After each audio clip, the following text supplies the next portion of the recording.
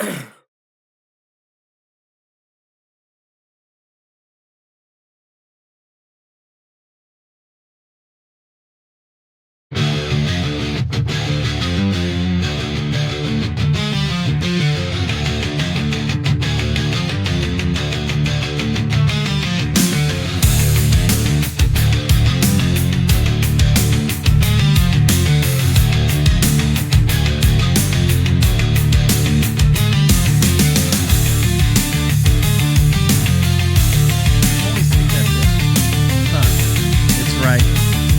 wrote this fucking song.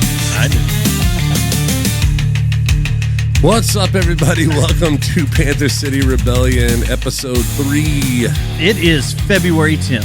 Happy Tuesday. Happy Tuesday. Happy Tuesday. How you doing over there? I'm good, my man. How are you doing? I'm good. My name is Dustin Schneider. My name is Justin Ross, and we are coming to you from what I found out is the world's largest studio. I didn't know this until this week. It just got confirmed. It was the second largest in the world, and now we are coming to you from the largest rehearsal studio location in the world, Platinum Music Complex, which you can find out more about at platinummusiccomplex.com, located in North Richland Hills, Texas. Yeah, thanks, NRHPD. Yeah. Yeah, and this complex is pretty cool. I mean, we've kind of talked about it every episode, but You've got a venue, you've got a full-blown studio in here. Totally. You've got pro shops. Yep. And you've got 300-plus jam rooms. 300-plus jam rooms, and some of them are podcast rooms. They have movie studios. They have, like you said, a live room. They've got, right here on the back of my iPad, we got the Drum Emporium that's up here. Yep. And so... man, they got a lot of stuff going on here. They got a school. They got Electric Avenues has now started a school. Yeah, has that started yet? We talked about it last show. It has. Kids been running around here? No, they've got like teenagers up and adults. They've been in there doing piano lessons and violin lessons and all the lessons. I don't want any damn Rugrats around here. I just don't. I don't think there would be at this hour, hopefully. And the only thing that can happen here is it can keep getting bigger. Wink, wink. Yeah. Coming soon to a city inside of a city. Inside a city. Inside of a city. When does the NDA expire? Yes. Yeah. We'll talk about that later. In a world where more rooms can be created. Oh, and yeah? They can, yeah. They can just keep going. They can keep going. They can keep going. It's like if you took a rehearsal spot and poured water on it, it just kept multiplying at night after midnight. Like Mogwai? Yes. Yeah. So let's skip the bullshit. What was in the air Saturday night? I don't know, because it was wild on my side. Yeah, so you were telling me a little bit about that. Yeah. Yeah. I had a wild Saturday night. I'm not going to get into super hardcore detail, but went down to the Winchester because they're having a big Valentine's type thing going on, pop-up thing. Susie and I went down there to check it out, and we ended up running in over the course of the night. This is the Cliff Notes version. There's a lot more detail because we ran into these people there. Then we went over to the Sterling and had drinks, and those 3 people came over there. And then we struck up a conversation. We're like, hey, are y'all just following us around the bars, blah, blah, blah, blah, blah, going back and forth. That's what it sounded like all night.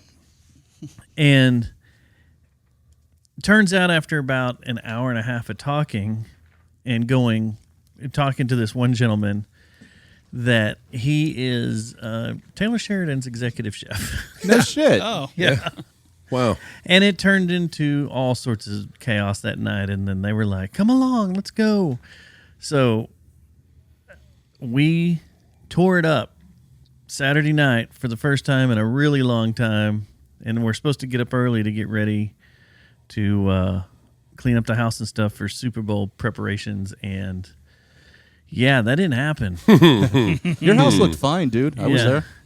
It was like rolling in at 3 a.m., shutting down Winchester. Yeah. Because we ended up, it went Winchester, Sterling, Thompson's, the Speakeasy, back to Winchester, shut it all down, And yeah, When you got home that late, now that we're all of the age, when you're drunk in the moment, when you got home, you're like, yeah, man, this is fun. I miss this. And then you wake up and you're like, I don't miss any of this. No, I knew it. I knew Why it did right I off do the this? bat. I knew it right off the bat that this morning or the next morning was going to suck. I knew it was bad. I didn't know how bad it was. Now, no headache. It was Lucky just you. all bellyache. And stuff did not want to meet each other. Oh, and talk. And I tried to grease it up like, in the old school days, try to grease things up. That doesn't work. Didn't work at all. I had an interesting Saturday. Yeah, I saw this on the show notes when we were last night when I was going through them all again. Let's hear about it. I want to know about this. Because all it says on the show notes is, I was kicked off a stage. Mm-hmm. Been doing this 35 years. I can tell you 3 stages I've had something close to this happen. This is one of them. Okay. So Corey and I go up to fill in for a guy. He's got a residency, kind of a residency. It's at Choctaw Casino. It's at Guy Fieri's restaurant, right? And Was it's Guy there, my buddy? No, he was not. Okay. Wouldn't have been a lot cooler if he was, but he would have been pissed off if he was there Saturday night. Hey, you? So, we'll get to it. Okay. So Friday night, we do a double header. Do Friday, Saturday. It's 1 load in, 1 load out, right? Pays pretty well. And we go in to do a duo. And we're told to bring a PA. And we're like, okay. And then they said, make sure it's a small PA. So we do a K12.2 on a stick and a little Mackie mixer. It's a duo, fiddle and guitar. And got a dB meter, OSHA approved, out front. Got our guy out there and he's watching it. Is this requirement? This is a requirement. A dB meter is a requirement? No, these days? we're doing it so we don't get bitched at. Okay. Yeah, that's fair. Right? that They're makes sense. specifically asking for low volume. Okay. Even though we're going to get to this part. So the room is sitting at 95 to 110. If that tells you anything. If you know anything about meters, 110 is like a full band playing in your face. All those restaurants are loud as shit all the time. Well, not just that, but you have the casino. Yeah. And it's bleeding through. So on the floor of the restaurant, it's 95, but as you get on stage, it's 110. It's bouncing between 110 and 115. It is just back and forth. Ding, ding, ding, ding, ding, just shit going crazy, right? We start playing, we're at 92. We're at 92. 92, I even got a screenshot of it. 92.3. And we're staying right there between this 90 and 92 mark. And that's what we're coming off as. And the people that are there Friday night are like, you can see them kind of leaning in because they can't really understand what we're saying, or we're louder acoustically than we are coming out the PA. And she comes up that night on Friday night and says, "You're going to need to turn down. You're too loud." And I giggled, like I was like, "Oh, all right, sure." And I come down like -5, and now I'm down minus like 10, right? And so I'm like down on the console, and I know there's nothing coming through the front. Chris, our CJ, our guy, is sitting directly in front of the speaker. He's like, I can't hear shit coming out of this. And she bitches again. So we mute. We just turned it off and played. Please tell me she bitched again. No, Oh. she didn't. She didn't say a word after that. The crowd been scooted amazing. in and listened for the 2 hours, and then they were bitching because they couldn't hear the show. Well, then Saturday night comes and we come back. With 2 full stacks. We've got like 40 to 50 people that have come out for the show this night. They've come in from Eufaula, they've come in from Tulsa, Ardmore, Oklahoma City. They've drove in from around the state to come to this show. And so I'm like, okay, well, we're not going to just, 92, like there's no arguing with this. Like this is ridiculous.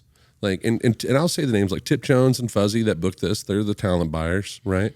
They book Gillies and all this stuff. I've worked with them before, and they're going to look at I'm thinking they're going to know 92, like, what the fuck are you bitching about? Like, this is ridiculous. So we start playing. 2 songs in, she bitches. We come down. Now we're at like 88, 85. And Fighting 100 dB She comes casino. up and screams at us after the 3rd song, "Turn it the fuck down or get the fuck off the stage." And I'm like, The crowd in front of us, it's immediate right at the stage, is like, what? Like, what is going on? And I was like, I don't know what to do, man. We're down. We're so far down. There's no more down. Let's just off. Like we were last night. We were completely muted. Well, maybe you should just mute then. And I go, we've already been paid. And she goes, okay, well then fuck it. Leave. You're done. Bye. And who was this person? Like 3 songs in. The and venue we fucking manager? packed it up and left. And the whole fucking crowd was livid. Pissed off because they all got rooms. They got there early. They got there and had dinner. They were well into drinks by the time we started at 10. That was their weekend plan for Saturday night, was to come see us play. So for those that are watching, I am extremely sorry that we did not get to finish the show. And I want to invite you to hit me up on Facebook. Let me know that you were there. I know who you are. I want to put your name on the show for us at Bartonville coming up. Please come out. I'll take care of your dinner and your show that night. But that's what happened, man. And I was appalled. There was like bullshit. Crazy. So like all day Sunday I had to deal. I heard it from Tip. I heard it from Fuzzy. I get calls from Angie. I get calls from Kelly. All my agents calling. What the fuck happened? She goes on a rampage calling all of these people, telling them that we were just astronomically loud. Well, the thing is like numbers don't lie. And we had it on record. And so I sent it to them, and I was like, okay, well, let her tell her story. What's her story? That we were screaming loud, we were running people off, and people were leaving the restaurant. We're a fucking acoustic guitar and a fiddle through a K12.2. That speaker that's in there in those studios, it's one of those. Yeah. That I took with me. Yeah, and just a single one, right? Not right. 2. No, just the one there on my left, your right. Furthest away from everybody. Ridiculous. Like the speaker's over here and everyone's sitting over there. I've been in that joint. It's little. It's little, but it's still far enough away. Like right. You shouldn't be bothering people that are eating. Correct. At all. And so I get calls all day Sunday, like, well, this is what she said. I said, okay, well, I'm going to send you something. Here's what it is. And they're like, just stopping dead in their tracks. Like, whoa, this is I was like, this is on Showtime. This is on the timer. You can see the time. You can see when we were playing. This is 10 minutes into the show. This is where we're at. We're 3 songs in. This is where we were during play. You can see the waveform going through. You see the number. You can see like what the number was at this time. And you can see the number was at this time. And then you can see our number down the middle, And I don't know if she's still working there or not, but I just feel for any of the artists that have gone in there. Like, because I'm looking at the list of like, artists that have gone in there. I know a ton of them. Yeah. And I'm just like, man, some of them I'm like, they're like 3 pieces that are vocally loud as shit, And I'm thinking, well, they're definitely just off the stage. They got to be hitting 100, just vocally. So I don't know if she was that time of the month or. Whoa. Yeah. I don't get it. I don't know. Man. I don't know. But I don't know what was in the air Saturday it kind of started Friday night. And I kind of half wondered too, because like we don't drink, but at there was like, there's no comps. They tried to charge me $10 for a water. Which is weird. What? For that? A water? A water. $5 for a Coke and $10 for a water. And I was like, I told the bartender, I was like, you realize I can walk out the door, turn right, and go get one on the floor for free. He was like, well, it's $10 in here, or $5 in here for a Coke. Yeah, that's bullshit. Like, I've been comped up there being a photographer. Yeah. Have been comped all sorts of shit. Wouldn't give us a meal, wouldn't give us a room. So throw that in. Why We're don't in Fort they Worth. comp their... It's 2 hours to get up there to play, 2 hours to come home, 2 hours to go back, 2 hours to come home. And, so 8 hours for 4 hours show. And $30 in tolls. Oh, well, add that on top of the we gas. didn't take the toll. We took 35 up to 82 and over to 75 and up. Yeah. Okay, yeah. So we could miss the tolls. Damn. Why don't they comp the bands that are up there playing? I don't get that. Unreal, man. I've never dealt with it. I mean, I've dealt with 2 other shows in my life where I've had to like walk off the stage, but it was due to like malfunctions with the stage. Like one was a festival and the generator quit and then it blew something and it fried the console. The whole show, not just our show, but everybody's show was over. And then there was another one that got rained out while we were on stage, and we had to run off the stage. That's it. Never been like, if I'm too loud, I'll fucking tell you. Like, I'll be like, yeah, it's loud. You know what I mean? All right, before we go much further, let's introduce our guest. Absolutely. Because I have a question if this has ever happened to you. Yeah, that it's in there. Well, I definitely want to ask him. Like, So go ahead, introduce yourself, sir. Hi, I'm Kevin Aldridge. yes, you Hi, are. Kevin. How you doing? I'm good. Thank you for coming in tonight. Sure. Thanks for having me. This Welcome place to the is couch, great. my man. This couch, comfortable. Yeah? Yeah, You going to fall asleep on us? I might. Just This is great. Yeah, I mean, this is not the metal dungeon in Haltom City. That's for sure. Oh, yeah. No, it's not. It's not, but it's something.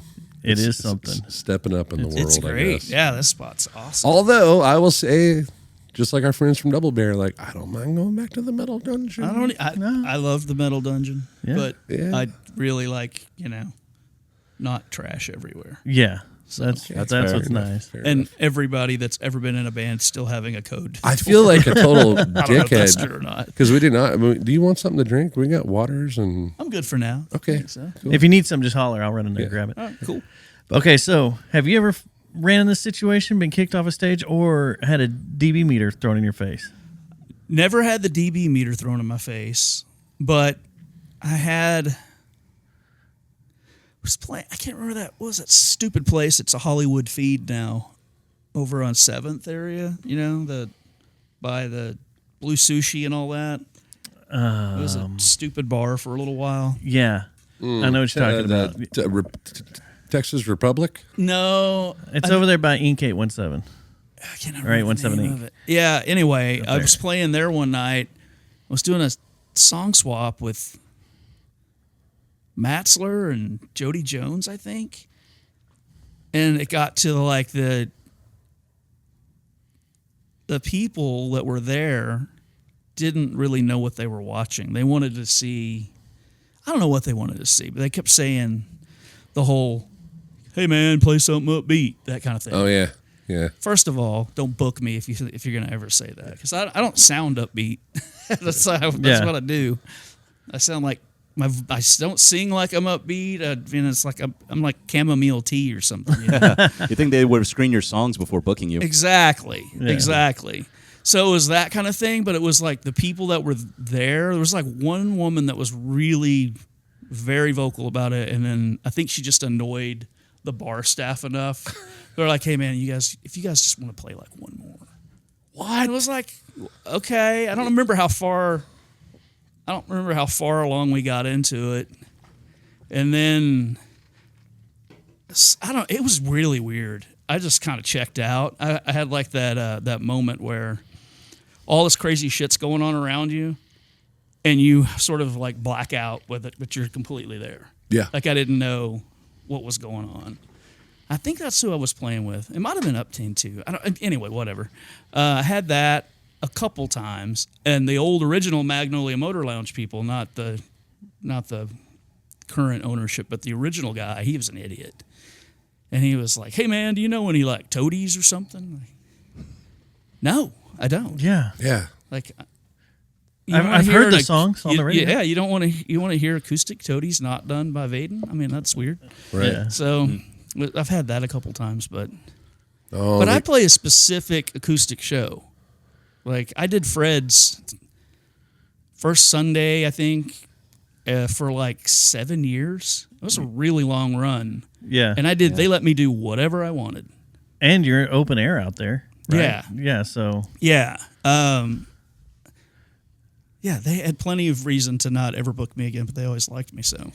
And they're open-minded, so I just stopped. It kind of soured me on the solo shows. So props to you for still doing them, Justin. I mean, we listen. me nuts. Yeah. Yeah. It's a mixed bag. It's like that. Sometimes that money's real nice. Well, And it then was sometimes nice. it's Don't like, get me wrong. It was nice. It just sucked that like and even talking to the agents afterwards, just like, unfortunately, we're not going to have you back there. I was like, dude, I wouldn't go back there. I mean, I appreciate. I get that you have to tell me that, but I wouldn't. You couldn't pay me $1,000 an hour to go back to deal with some shit like that. Because my thing is that, especially being at 44, like I want to be able to perform.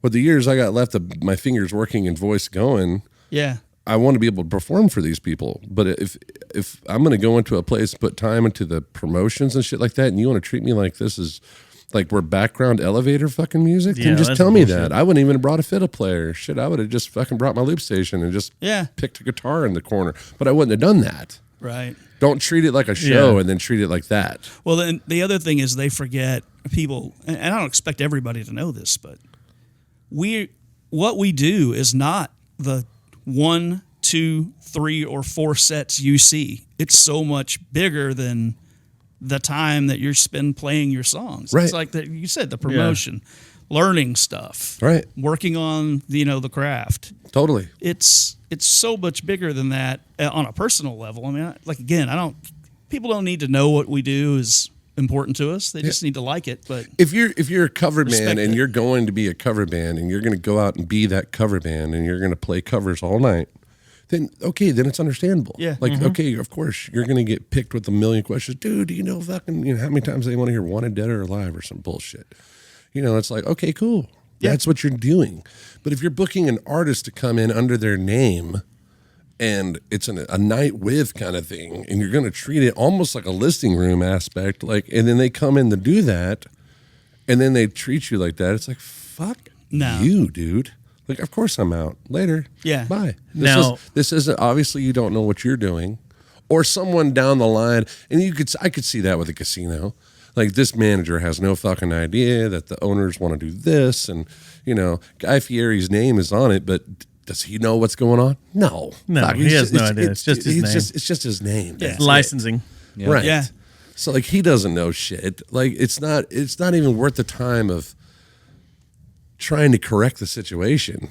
It's just that this person who's working burnt you out, burnt us out, was like, okay, man, later, bye. Like, way to screw you, the company you're working for, right? And just move on. Because I bet you those 40 people would have sat there and drank their ass off all night for those 2 hours. I mean, because they got in there at 8, the show started at 10.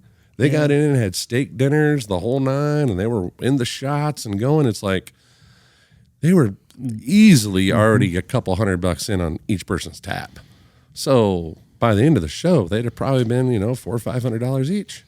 Right. Now, on the opposite side of things, playing in metal bands, majority of my life, I'm used to cops showing up at different weird venues with DB meters. Comes with the territory, right? And then you're like, well, I can't really bitch at you guys.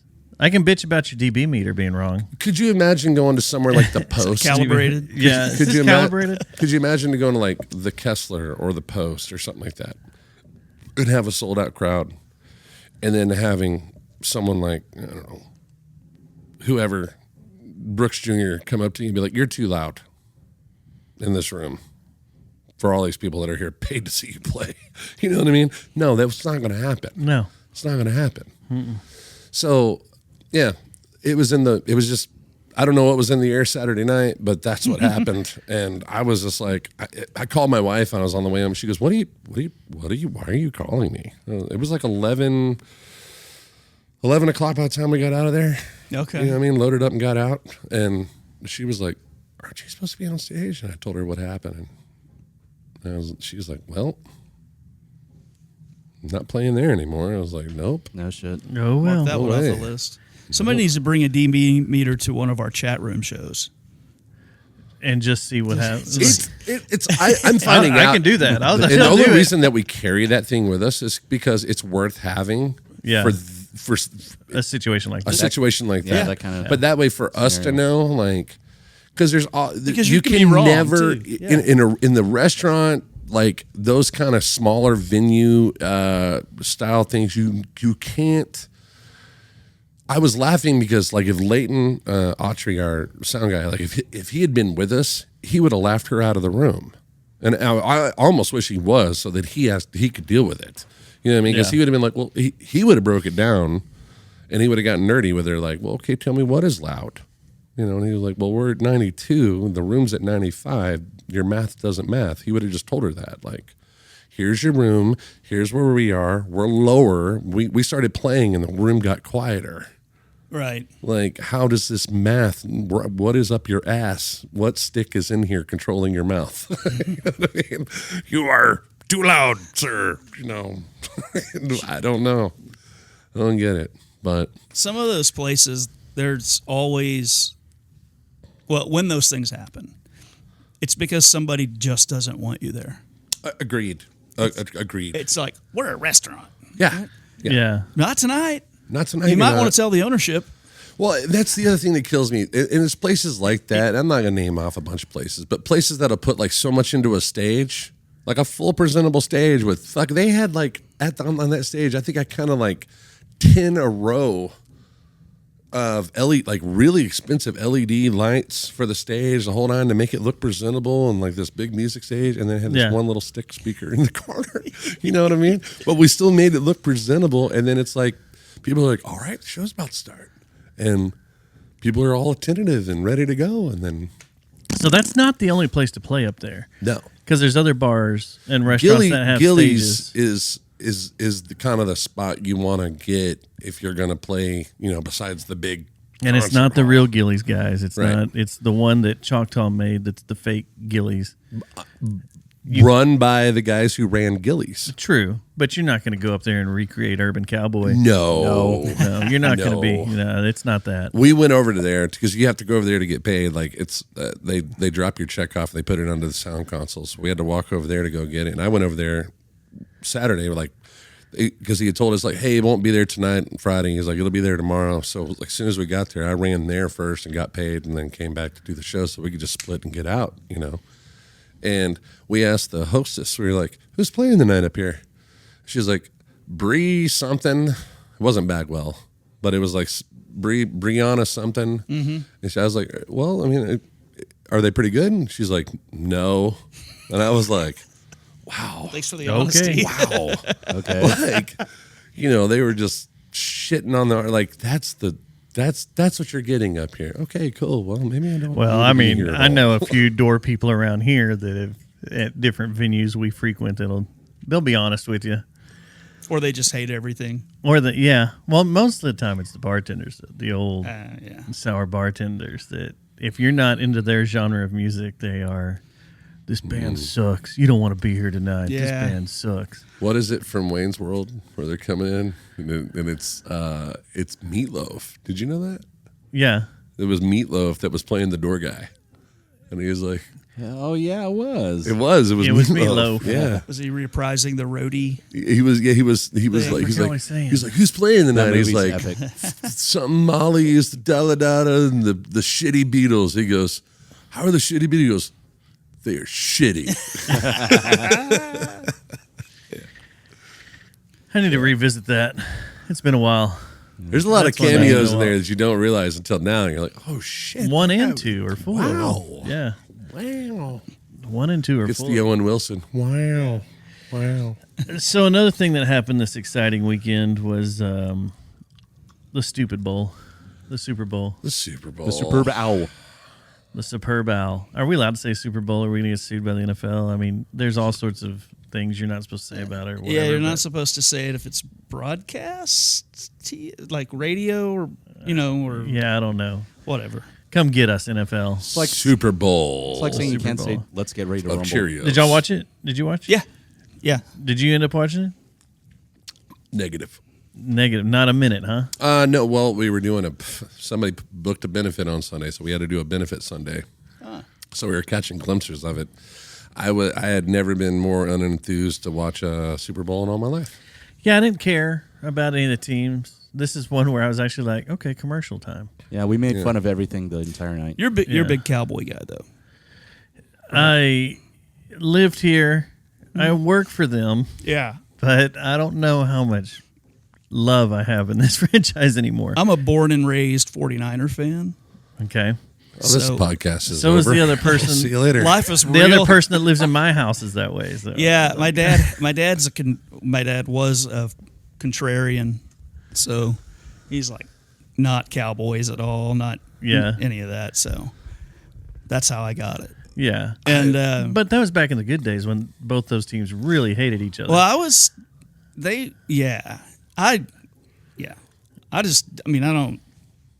I don't care. yeah. I love. I mean, I'm a huge 49er fan. I still have my dad's like old starter satin jacket.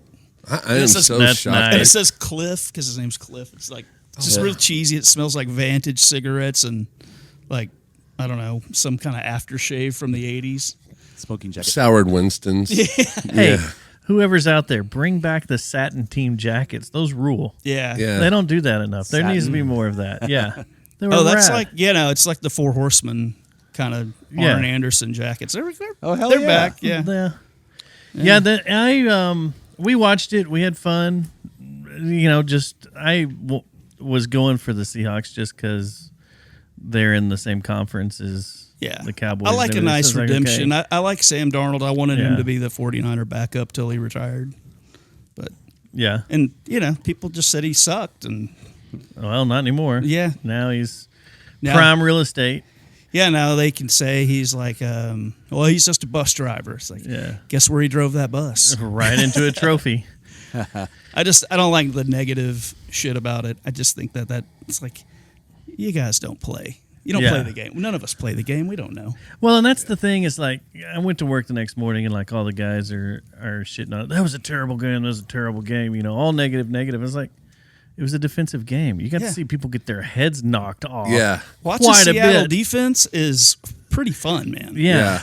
Everybody wants a high scoring shootout and stuff, but I was like, this is the same thing, just backwards. It's Yeah. I So you're a I big enjoyed it from Cowboy that guy, point. Justin? Was. I mean, Yeah. I am a Chiefs fan, Broncos fan, Cowboys fan in that order. see. I wanted the Broncos to go this year. I did too, man. I really do. I really feel like it's time for Broncos to take the lead again. But God damn it, I want to see Cowboys pull their shit together. And I think that's what Well, every keep Cowboys wishing. fan wants is we want to see that happen, but we all also that's not going to happen under the current regime. Remember things. this. Someone document this because what if it turns out next February the Cowboys are there? That's what we always say, man. And I will tell you this. If the Cowboys come back next season and just rule ass, I'll be like, cool, it's about time. Do it 3 times in a row. Like, pull it off and do it again. But I won't. I'll be like, all right, cool, man, they made it. Right on. It'll be a fluke. It won't be a monstrous come in and Ruled a dynasty forever. right, No, it it's won't be not gonna- league takeover again. Yeah, it won't be that. No. It's No. so difficult to do that these days with Those that were NFL being a parody of what it is. It's privileged enough to be involved in football to see that happen with Yeah. Emmett and Aikman and all the boys.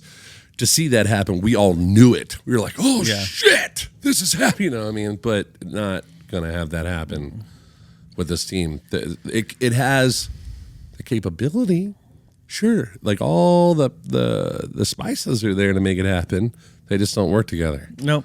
One's trying to make Mexican food, the other one's trying to make Italian food, and Speaking of Mexican food, Yes. oh damn. is that a bad segue? Like, I mean, it's- kind of. Do you mean Babani? Yeah. See, Puerto this is Rican? another He's thing. Puerto Rican. Everybody's Puerto freaking out about this. I didn't care. It was awesome. I thought it was a good show I loved for it. what it was.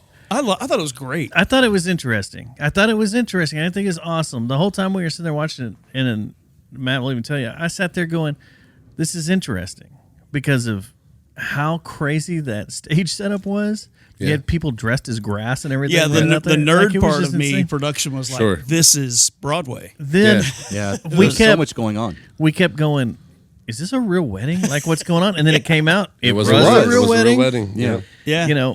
The same thing about the bulletproof jacket. That was like one of the things. And then you're like, no, it's the cut of he had pads on. No, For the he shirt. was wearing a He didn't have bulletproof one. vest under his It's come jersey out. shirt. It's come out. It's not on there. It was not. It was not. He also, the Officially- Grammys As- had big pads on. Like, Yeah. he has his jackets. Well, I were know he cut had that It way. was that made on. to look Yeah. like a football jersey with pads underneath Yeah. it, and he had big shoulder Yeah, pads and everything and you could, if you looked really closely, you could see his last name Ocasio on on the back the and back. his number. as he was walking out towards the field.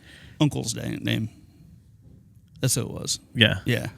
And as someone that's worn bulletproof vest and plates, Yeah. plate carriers, and all that. It didn't even look like he had one on. It was too weird.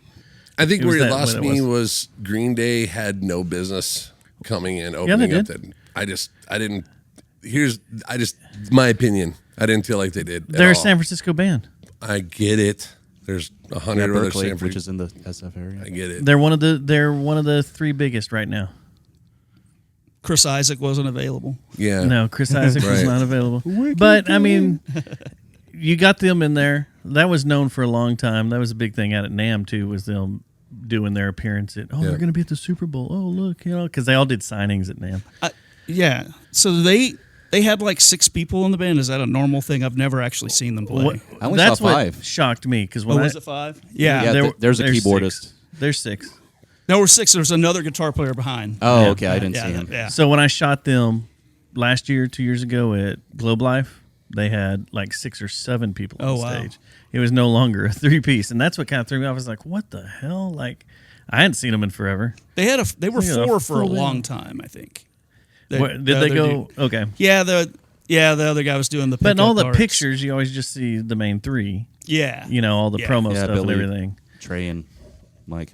But yeah, that's the only reason I give them credit for that is that they're a San Francisco band. Metallica's not going to show up and do a opening show. Metallica's going to be like, we want halftime. We want time. That's not going to happen under Rock Nation, who has control of the halftime show. So Would have been a better show, I think. I was actually hoping they would get out there, and because they do it a lot at the 49ers games, play the Star Spangled Banner Yeah. on guitar. But No, Hammett does? yeah. But no, none of that. Well, they weren't even there, I don't think. No, I don't think. I never heard any. Oh, the only other thing I heard about for the week was there was a, I don't know, you can't call it a pop-up show, but I guess it was kind of a pop-up Chappelle, Bill Burr show together and some other comics. No, I didn't know about that. Yeah, I don't know if it was a club show or not, but yeah, I heard about that, and there was something else, but I'd love to go see Bill Burr. I've seen him. Have you? I saw him at the Addison Improv. No, sorry, the Arlington Improv. Oh, really? Oh, yeah. He Wow. was doing. I've seen him 3 times actually, but that Nice. one was my buddy and I went, and he was practicing his pay-per-view or not, whatever, not pay-per-view. His The Netflix the special, the one that he did in Atlanta. You know the helicopter bit? Yeah. That's what he was practicing. Shit. It was fucking unreal. See, one of my favorite ones is where he talks about the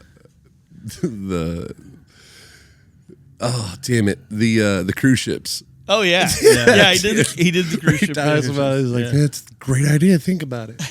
Just sinking cruise ships, 2,000 people You just down, get rid over. of them. Empty, Yeah, done. traffic's opening up. Oh yeah. He did his set after he's like, okay, that's my show I'm gonna do in Atlanta for Netflix or whoever it was, and he's like, what do you guys want to hear? So people were like giving him Just started shouting stuff out. What was the doing the hits? The comedian recently, awesome. he's on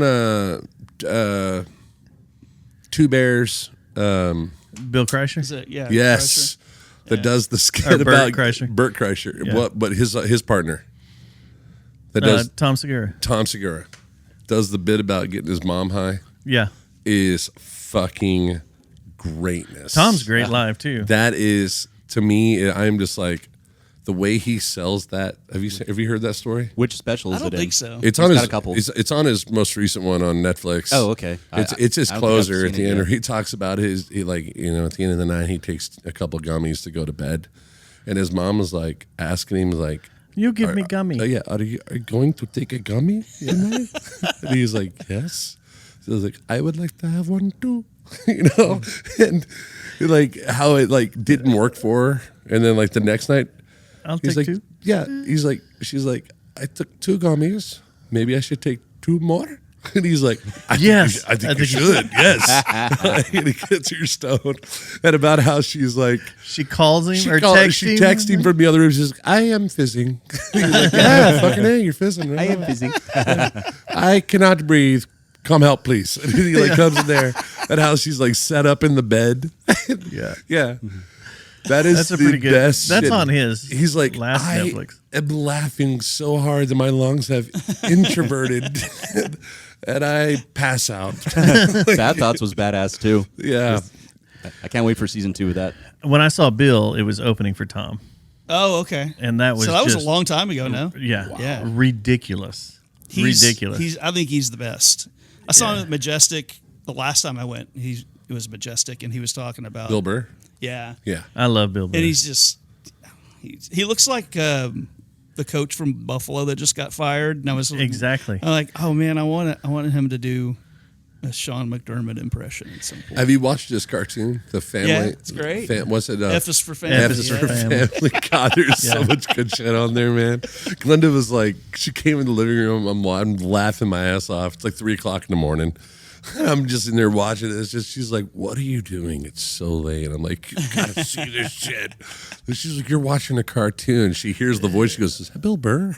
Yeah. She came and sat down and was just, wow, this is really good. I was like, it's 4:00 now. We're both awake. What do you think about, are him and Billy Corgan really half brothers? I don't know. Like, I don't saw that understand this but bit. It makes kind of sense. Though. It kind of does. like the timeline worked. Like, I don't know. Like, yeah, they did it. They talked about it that one time when it was a surprise, Right. And then nothing else has been said. So I don't. And didn't Burr get?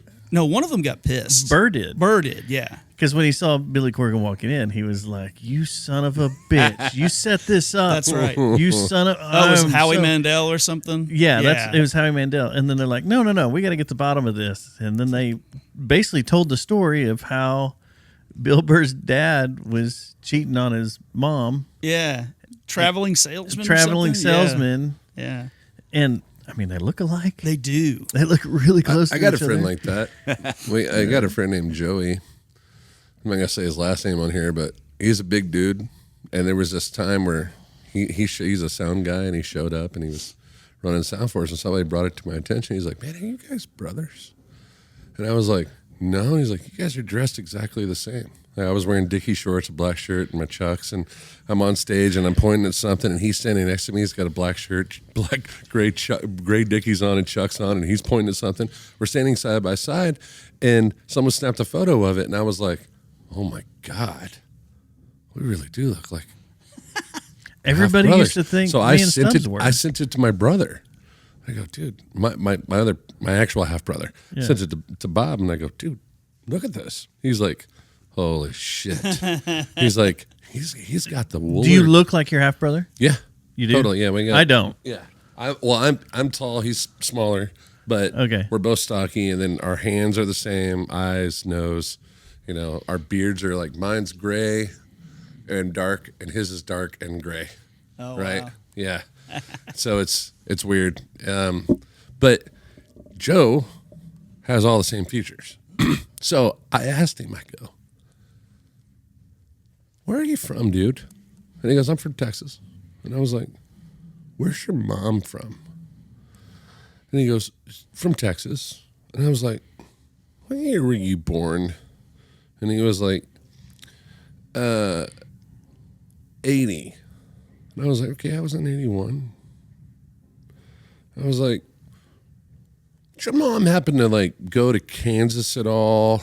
Like, or no, he said he was born in 79. That's what it was, 79. And I was like, did your mom happen to go to Kansas at all? He's like, well, she did some schooling in Olathe. And I went, really? When? And he was like 76 through like 78, something like that. I was like, holy shit, my dad was doing school in Olathe. He was from Leawood, Kansas. Did y'all do a blood test? Come on. We haven't yet. But I asked him, I go, dude, let me see a picture of your old man. And he showed me a picture of his dad. I was like, you look nothing like your dad. Nothing. I'm not joking. Like, he looks nothing like his father. And I showed him, I said, well, let me show you a picture. This is my grandfather.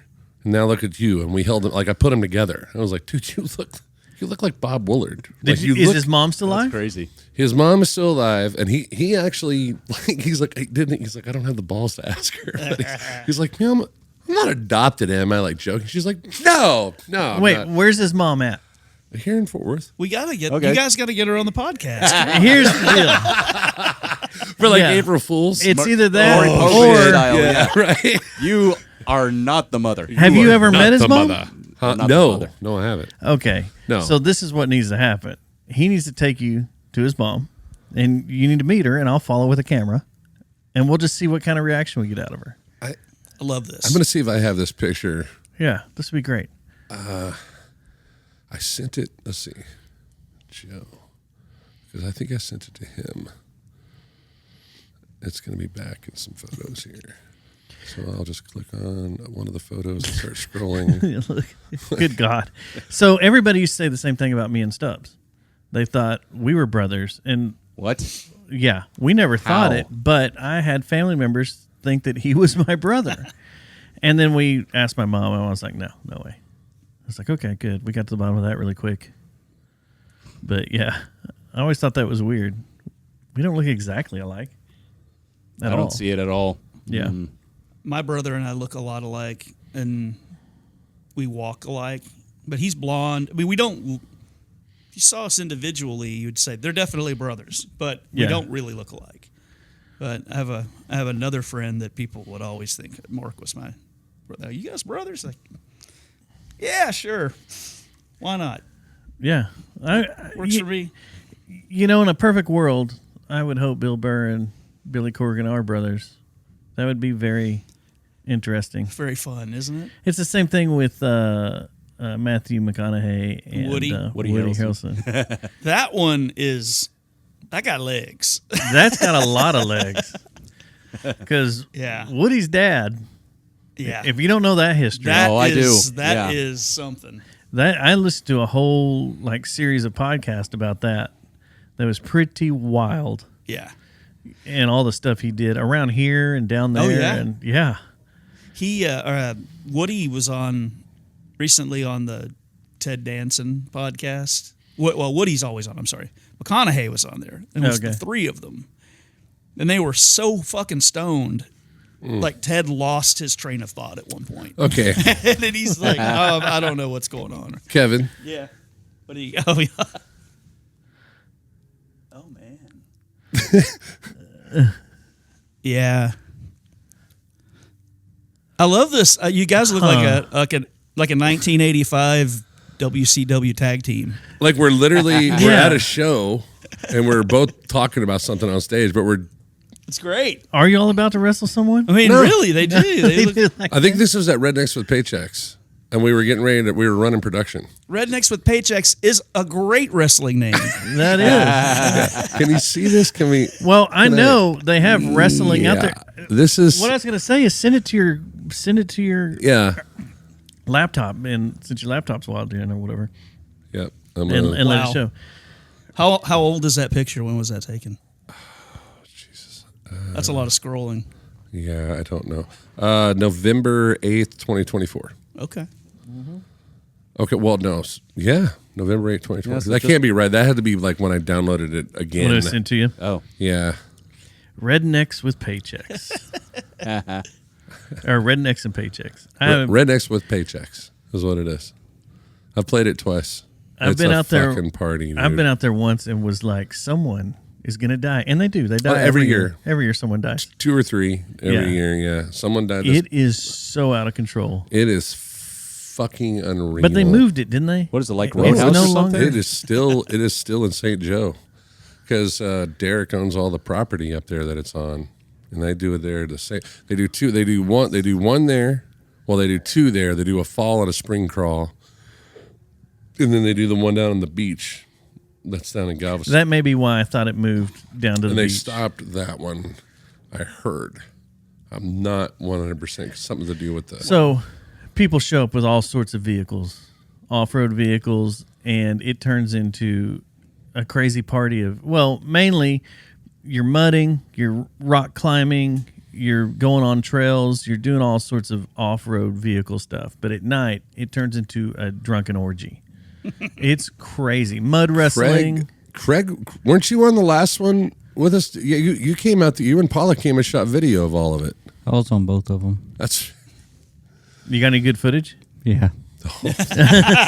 Answered very quickly. Yeah. Yes. Yeah. Bring it up on B-roll. Yeah, it's in there. Yeah. Like And cut to so, footage. Like you'll be playing, right? And then after the concert is done, there's like 10,000 people out there, like at the front of the stage. All tent camping. Full concert, right? And then you get done, and then the real party starts, and it's basically like Mardi Gras It's insane. times 1,000. So it's what they call Titty Row, and it's one gigantic long strip, and everyone's got their ATVs and side by sides and shit all parked out there down the line. And then people are driving up and down it, going back and forth, and it's just completely like half naked to completely naked women all the way down this thing, just getting beads and doing the thing, doing the Mardi Gras thing, and people partying. But like people are, there's like nobody's like paying attention. We almost got like Mike Mursky and I were on a golf cart and went to go turn this corner, and he's driving. He's shit faced, and I'm kind of like "Rawr," like in the passenger seat. We turn the corner. There's a monster truck coming right at us, and all I see is tire. And I'm like, oh shit! And I grabbed the wheel from him, and we veered around the tire. Like we were this close to being just run over.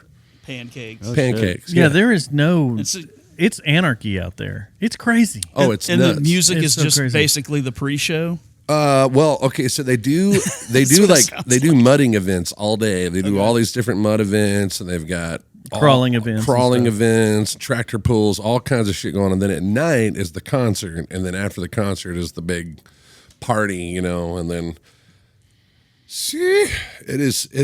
I mean, and you were just dirty as hell. Like you were just muddy, and there's like hardly any showers unless you brought your own. And Yeah. so like everybody's just, it is a mess, man. It is a mess. We took the first time we went out there, we went out in the van, and then the second year we went out in a bus, and we all kind of stood on the back of the bus and watched everything going on, because the bus that we took is a double deck. It's a race deck. Okay. And it has like a patio on the backside. So we were just standing nice. on that watching everything go by. I was like, dear Lord. Any worry about the bus getting stuck? Yes, Yeah. if it would have rained, we'd have been fucked. But it didn't rain. Guess we live here now. Yeah, Yeah. right. Yeah, because I Yeah. remember like Bolin and them played out there one time, and they got stuck. Like their bus just went. It Yep. was like, nope, you're not going anywhere. We live here now. It gave me an idea. I don't know why. We should do like a 4-wheel drive buses. local music, like Battle of the Network Stars. Just grab different members from different bands Yeah. and have them You know. learn to do a trapeze. Yeah, or like act or- tug of war, Oh, yeah. maybe some lawn darts, bowling. We're on to something. We're on to something there. you some- know, like the Laugh Olympics. The Laugh Olympics. Yes. Something I always wanted to heard do in that the in a long past time. was get all the local podcasts, but they've kind of all fallen apart now. There's only a few here and there, but a miniature golf tournament Oh, that'd be cool. Yeah. or a bowling tournament. But you got to lav everybody up. Everybody's got to have lav mics on. Yeah. Yeah. And just get to hear, just fuck miniature golf, just go golfing. Whether you can play or you can't play. Now, miniature golf is less strenuous, and you can get through it a lot quicker. And cameras Yeah. would be easier to Way have easier for with it, yeah. cameras. We thought about that, but it's way easier with the. I still want to do this. That's a good idea. I like that. Jeffrey Lord was on board. You know, we need to do Maybe, this. what if we did bumper cars? That'd be kind of fucking cool. Go over here to what's that game? Andretti. Whirly ball. Whirly ball. Alley You cats. know what that is, right? Yeah. Alley cats. Yeah. That's the Yeah, around the corner. Yeah. Or the new Bahama Bucks or Bahama Jacks or whatever it is right around here. Be Oh, careful yeah. over there, man. People are getting shot. Yeah, there's a In the shooting parking there. lot. Glenda was there that night. She Really? was? Oh, shit. Yeah. Well, Kevin, Yes. let's turn our attention to you. Yeah, let's do that. Okay. So, singer-songwriter, guitar player. For how long were you and the Appraisers around? What's the timeline on that? I probably did that. I think that was 2010. Gets a little murky. So in 2010 or 2011, because I finished Chatterton up and like went right into that. It was that close? It was that close. Yeah, Okay. I went. So what? Okay, when was the Super Bowl here? Oh, shit. That was the last Chatterton show we played. Oh, that was 2011. 2011. Okay. 2011, okay. So we And Ice the week before. we were doing right. Man, I got a story about that. We got contacted about playing Ron Jaworski's cigar party when he was at ESPN. He does this charity thing. Yeah. Did you go to that? No, it was one of the events I could have covered. Yeah, but Okay. I know about I was it, there. yeah. We play, and it's at Riata, and it's Yeah. outside, and it was 17 fucking degrees outside. Shit. Best show in the world, man. You Yeah. can't ever feel your fingers. My buddy was letting me borrow his 335. He's got a really nice one. And we get out there and we're loading the gear, and he's like, maybe you don't break that out. Like, that's a great idea. I'll just play this cheap telly instead. But yeah, 17 degrees. They paid us a lot of money. I got so many cigars. It was ridiculous. And then I ended up hanging out with Ron Jaworski and his family. That's awesome. Drinking in the Riata, that bar area with the couch. That's not as nice as this. Yeah, I'd asked for hazard Not pay even just close. based on the Thank low you. temperatures alone. So it was wild. Anyway, that was our last show. It kind of was the way to pay me back. And then I did the Appraisers right after that. So I went and made my solo record down in Austin with Scott Davis. You know Scott from Wood Eye? Yeah. Yep. Don Cento played guitar on it. Adam Oder, who does lots of production stuff for everybody. He worked on it, and Kevin Szymanski is, if you don't know who that is, just look him up. He's got guy's incredible. But so we did that at Yellow Dog, and then I started putting together the band for that. But yeah, that was like my third thing, because I did Brasco forever, and then I did Chatterton for a long time, and then that. Yeah, it just sort of ran its course. I was towards the end of doing the Appraisers thing. It was becoming less of what you'd call, I don't know, the whole Americana rock, roots rock thing. Yeah. And I was sort of introducing those elements of like different sounds again back in from my other bands. Like, man, it'd really cool if I played too much reverb. I've had two reverb pedals and a phaser going, or whatever, and I Speaking my language. you're getting into like, well, I think I need to do something new, and then COVID that sort of paused everything. When I put Hotel Satellite together, it's mostly the same guys, Yeah, that's what I was going to other than Chuck and Neil, our drummer. How long was Hotel Satellite together? We are in our started back up in 21. So we're like year 3.5. We're about 3.5 years. Did you ever get confusions with Southern Satellite, a band around here? No. Or Satellite Dream. Yeah, they're not. They're Satellite Dream, I remember. not, yeah, they're not together anymore. Satellite Dream's old though. That's old. Yeah, I mean, they've been, I started in 91, so. Well, I mean that's Yeah. yeah. That's I think those guys were they that? I guess they were. Yeah. they were on Late one of 90s. the early Tales from the Edge Yeah, that's right. discs. So Yeah. Yeah, I remember the Hop days. They were around back then. Yeah. Yep.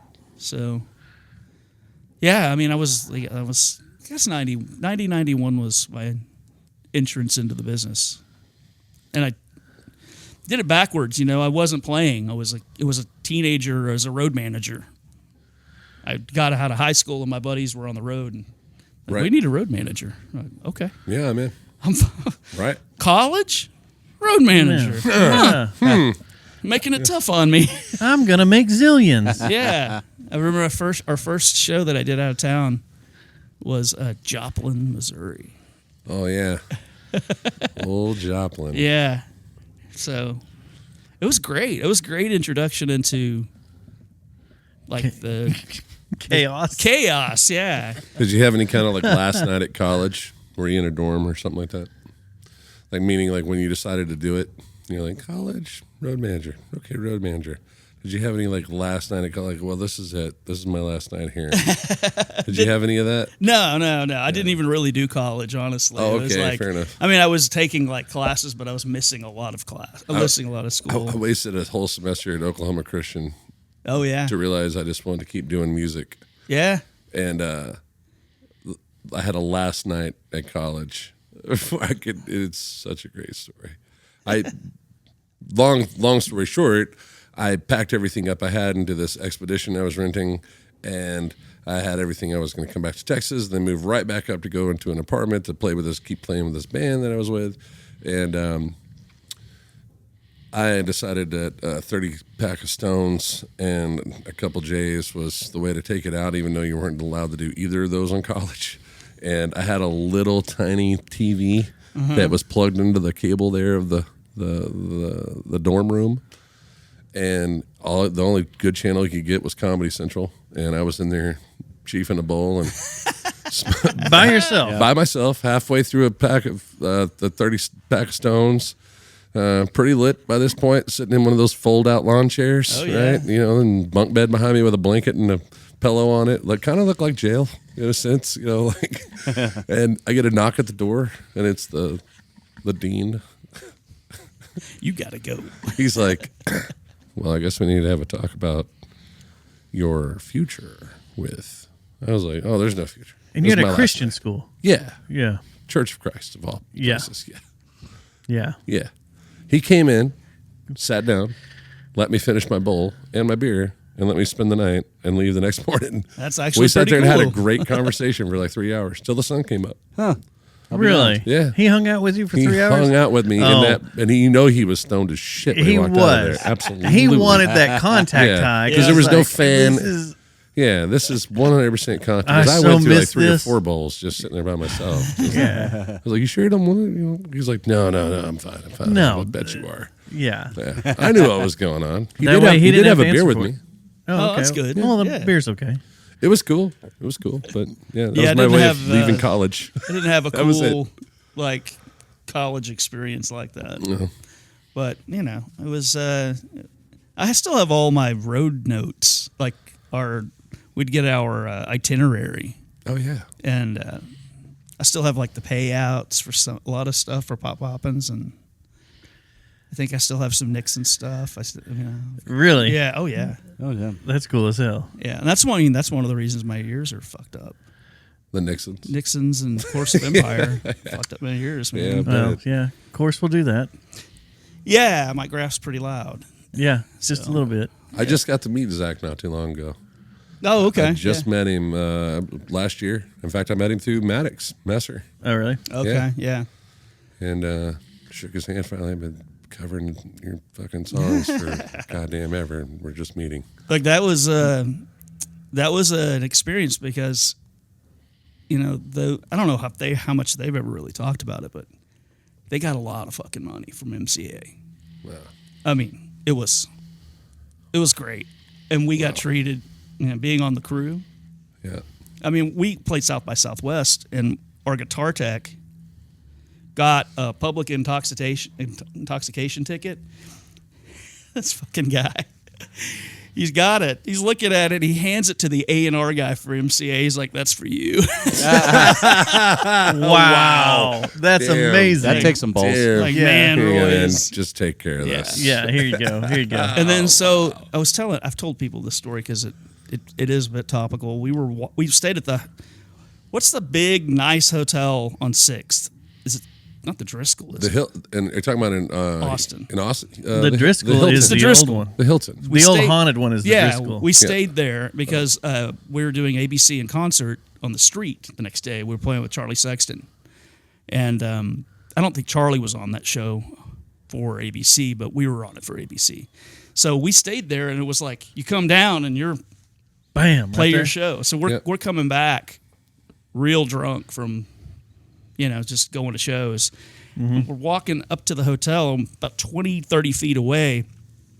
2 people coming down.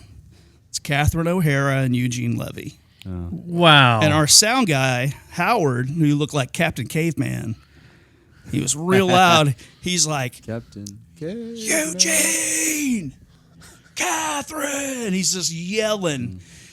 And Eugene looks over at him and he just starts going like, fuck yeah, well, and they both start devil horning and running in circles and then haul ass down the street into the darkness to never be seen again.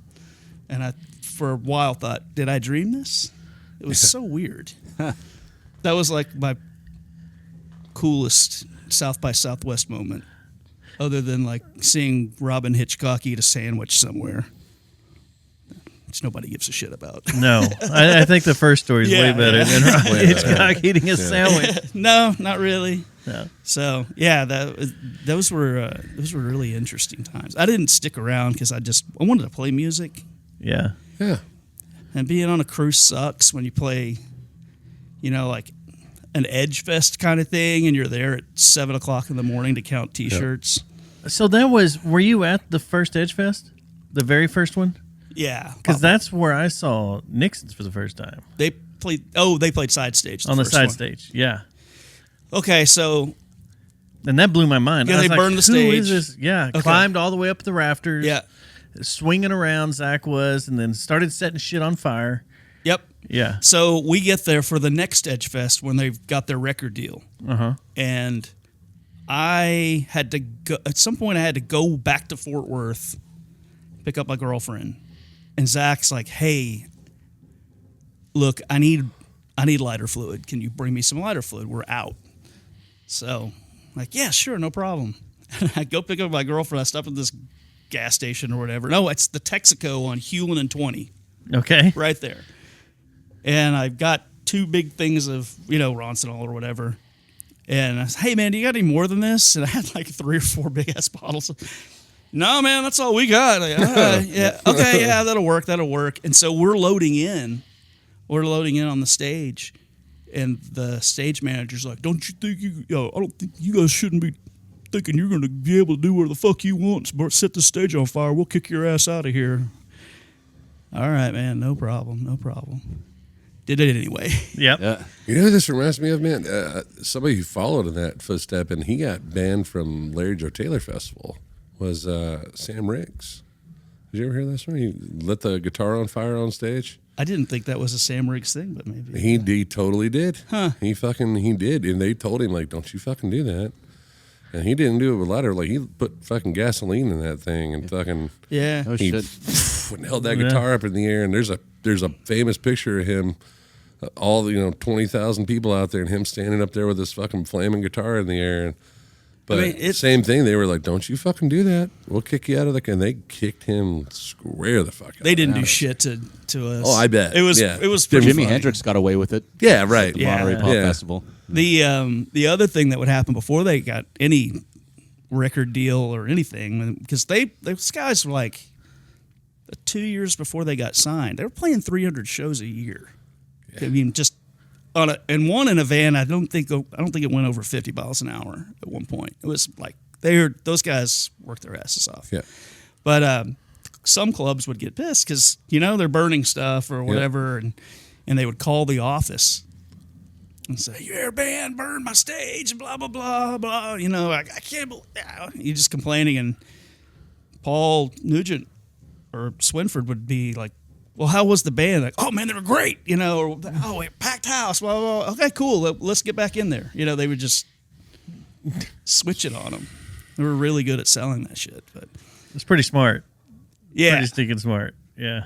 Oh shit. I mean, I definitely heard that those guys were better at booking than some of the bigger national folks, like bands that would get record deals around here would still have like, well, maybe we need to stick around with those guys because they can get us more money. Yeah. There's a certain band I can think of, probably off-air talk, but Yeah. So I wanted to start playing, so I stopped doing all that. So I learned in reverse. Felt like one of those, Japanese young boys that you hear about in old pro wrestling where they have to clean everybody's laundry and make them their food and shit before they Work your way up. They could play a guitar. Yeah. Yeah. Yeah. But now you know the business side of it, or you learned it early. Yeah. And you're way more comfortable with it, which a lot of musicians aren't. And You then know, it they don't wanna changed worry about 40 times since I was about to say.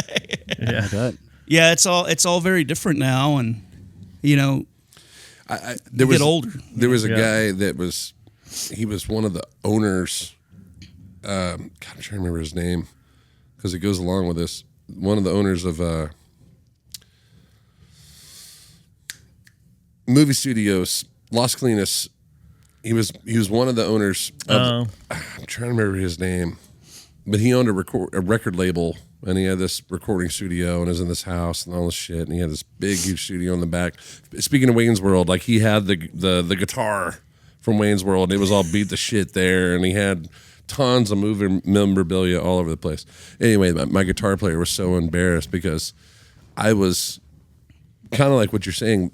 When I was young, I was trying to figure out the business. I was still trying to figure out, like, okay, I've done all this shit. Like, I'm trying. How do you run this? Yeah. How do you run this as a business? You know, and it was like, he's like, I can't believe you asked him. Chris Christensen. That's what it is. Sorry. There it is. Popped into my head. Christopher Christensen. And I asked him, I was like, Is that his real he's name? like, well, how do you, yes. He's like, he's like, do you have any questions for me? I go, how do I run this as a business? He looked me dead in the eye like nobody asks him that. why would, he stopped, like, why would you ask me that? I go, because I plan to do this for the rest of my life. Yeah. Like, why wouldn't I ask you this question? He was like, well, you don't need to worry about it. And he was pissed that I asked him. He was like, well, rock music's dead, pop music's coming in. And he wasn't wrong. That was when rock died. And pop came in and was fucking huge, you know? He's like, you want to do something in the business? Do pop music. I don't care if you grew up on Megadeth. Do this.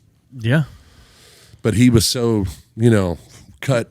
Yeah. That's what I took from that conversation. I was like, this guy doesn't give a fuck about any kind of art in it.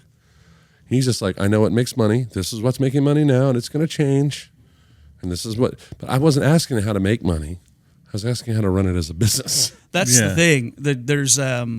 There are some people that they started out as being, I'm an artist. And then Right. once they made that trend, once they started to make some money, that became Yes. what the focus on it. Right. And that's fine if somebody wants to be that way. That's cool. I'm not like that. I've you know. I always just wanted to know so that I didn't get in trouble. Yeah. You know what I mean? It's kind of like when you get a job for the first time. Why am I filling out this application? Why am I giving you my info? I wanted to know those things. Yeah. You know, I'm glad I did, you know, because it's been a thing of learning. It's just ever learning all the time, you know, shit that, you know, running a band as a business, but at the same time being able to relax because you're not in trouble and you get Right. to concentrate on the art and have fun. I think my biggest issue still is I'm terrible at advocating for myself. I am too. I just hate can't. it. I can't do it. I see kids. I say kids. You know, people that are 10 to 15 years younger than me that are like all over social media being self-promotion machines, and I'm just like, I'm just not that way. I don't go crazy self-promoting. That's our stuff. generation, man. It's weird. That's our generation. But it's something that like you either learn to swim at the river or drown. Like that is what's happening. And unfortunately, you know, they now guys like us find people to do it for us. Sure, like our band got UNT we became an internship with UNT, and so we have students that are now interning through our band to be publicists. Oh, great. So it's like having 6 publicists. Well, they're all young. They're all in their like 20, 21, 22, you know, and they're coming up with ideas to push our band forward and to learn how to market a band, you know. And so we're learning from that because they're like, oh, I never thought of that. Jeez, fucking man. But then I even see people that are like our age that are self-promotion machines. They're just built that way. And I look at them and go, what a fucking tool. I do that too. I don't like Yeah, it. what a dick bag. Yeah. I just do that. I don't like it when I find that My the old person drummer. is like not that good. Yeah. That's my problem. When I see like you're good at this, but you suck at the thing that matters. Yeah. And that's Yeah. I know that's subjective. I get that, but I just don't. I feel like it comes off as like you're trying to fool people, Yeah. and that's again it's subjective. Some people hate me too, and I'm fine with that. I don't really care. I want people to like it. It's not always going to happen, Sure. but I got my own thing. That's my trip. If you want to join, that's cool. If you don't, When's y'all's next show? we play the 21st. Where at? The Post with Yeah. Bright Light Social Hour. So It's going to be a good show. It's going to be awesome. we play at 8. Is that a Wednesday? Is that a Wednesday? Yeah. Oh no, it's a Saturday. Saturday. Sure. Yeah, it's a 8 to 8:30 opener. Since we're older guys and we have so much equipment, playing first is like kind of an awesome thing. Yeah, I kind of yeah. like that too. Now, Yeah. Getting I am older, off. I will be there, friend. Oh, I will be there. Yeah. yeah, Yeah. that's going to be a good show. we've already stripped down the set. Like, okay, this is the 30 minutes. I'm not bringing my Mellotron. I'm just gonna have my guitar rig. I'm not breaking any. Hopefully, don't have to make any guitar changes that night. I love to change guitars. Yeah. I love I kind of do too. That's great. It's kind of fun. As long Yeah. as you don't bring your whole home arsenal with you. Yeah, I won't. Kevin. Right. Yes. Yeah, I know. I've been looking like, yes, this is what I'm talking about. Yeah. So we're going to do, Steph and I are doing minimal changes. And, you know, having that opportunity, that show's really cool for us. We don't do a lot of support shows, so when it happens, it's cool. It's cool. Yeah. Where can people find you at? Hotel Satellite on all the streaming nonsense. I have yet to do Bandcamp, and I need to do that. You haven't? No, I've done it for my own solo stuff, but I Okay. never really promoted it. I thought I saw Hotel Satellite stuff. I up might. there. Oh, you know what? Maybe I did do it. I mean, honestly, I just haven't really. I'm really bad at promoting myself. I'm terrible at it. Do you have a website? Yeah, hotelsatelliteband.com. All right. Yeah, it's very Spartan, but Yeah. It's all right. that's okay. It okay. works. I think my spot on. EPK is probably better than my website. Dude, one of the biggest things we do, like that I found that works is doing like I use Canva, right? Yeah. And then I get some photos. Like Craig does our photos, and we'll do photos, and then I can get some good photos to use of us as promos. Then I put the promos together on Canva, and then I use Buffer, and I use all of our Facebook. So like everybody in the band's Facebook pages are Okay. connected with each Yeah. other. So it's all connected all the way down, and then I just set to promote shows on there every day. That way I don't have to fuck with it. That's perfect. I set it, it does the job for me, and I keep going. But now all the TikTok reels and all that stuff, it's like that's a lot to keep up with. Yeah, my my day job keeps me so locked in with so busy all the time, that, and I'm the one that does. I'm the Yeah. I guess the bell cow when it comes to that stuff, and but I don't really want those guys to do things that they're not comfortable doing. Yeah. Like I don't want to ask Maui to do anything other than come up with badass keyboard parts and Sure. like be a good. Fair. I know exactly what that's like. It's like Yeah. everybody has to have their own, like whatever your level of involvement in what we do is what you choose. And sometimes it's more and sometimes it's less. Even for me, there are times like I got to step back and take a little, like this EP I told you about, that I sent you. I go back and forth on it all the time. Like, should I have just released it? Should we continue recording and just make it a full-length record? I mean, I'm just killing myself over this. Well, because stuff. so far you've been releasing singles. Basically. Yeah, we've got three You've got 3 singles. singles up there, yeah, and that seems to be the way things are going for some reason. yeah. I It's mean, kind of aggravating. it I like stopped. having a big They collection. would Yeah, tell I like you having a now. full album too. tactile. They would tell you now to release albums. We're back to albums. good. Another person will tell you to release a single a month, which Yeah. fuck that guy. I mean, I agree, get your music out there, but holy Jesus, you don't want to lose your audience. You know what I mean? Like you're just like we're saying, like overselling yourself every day. Like you're just push. Yeah. Give them time to listen to it. Release an album. That's what albums were for. Who is it that just announced they're releasing 17 albums this year or 20 albums I this saw year? it was 17. Who was it? I did 17? see that. Yeah, It was I can't remember. no, it was shit. The guy from the Fugees. Wycliffe. Yes. Is that who it Wyclef was?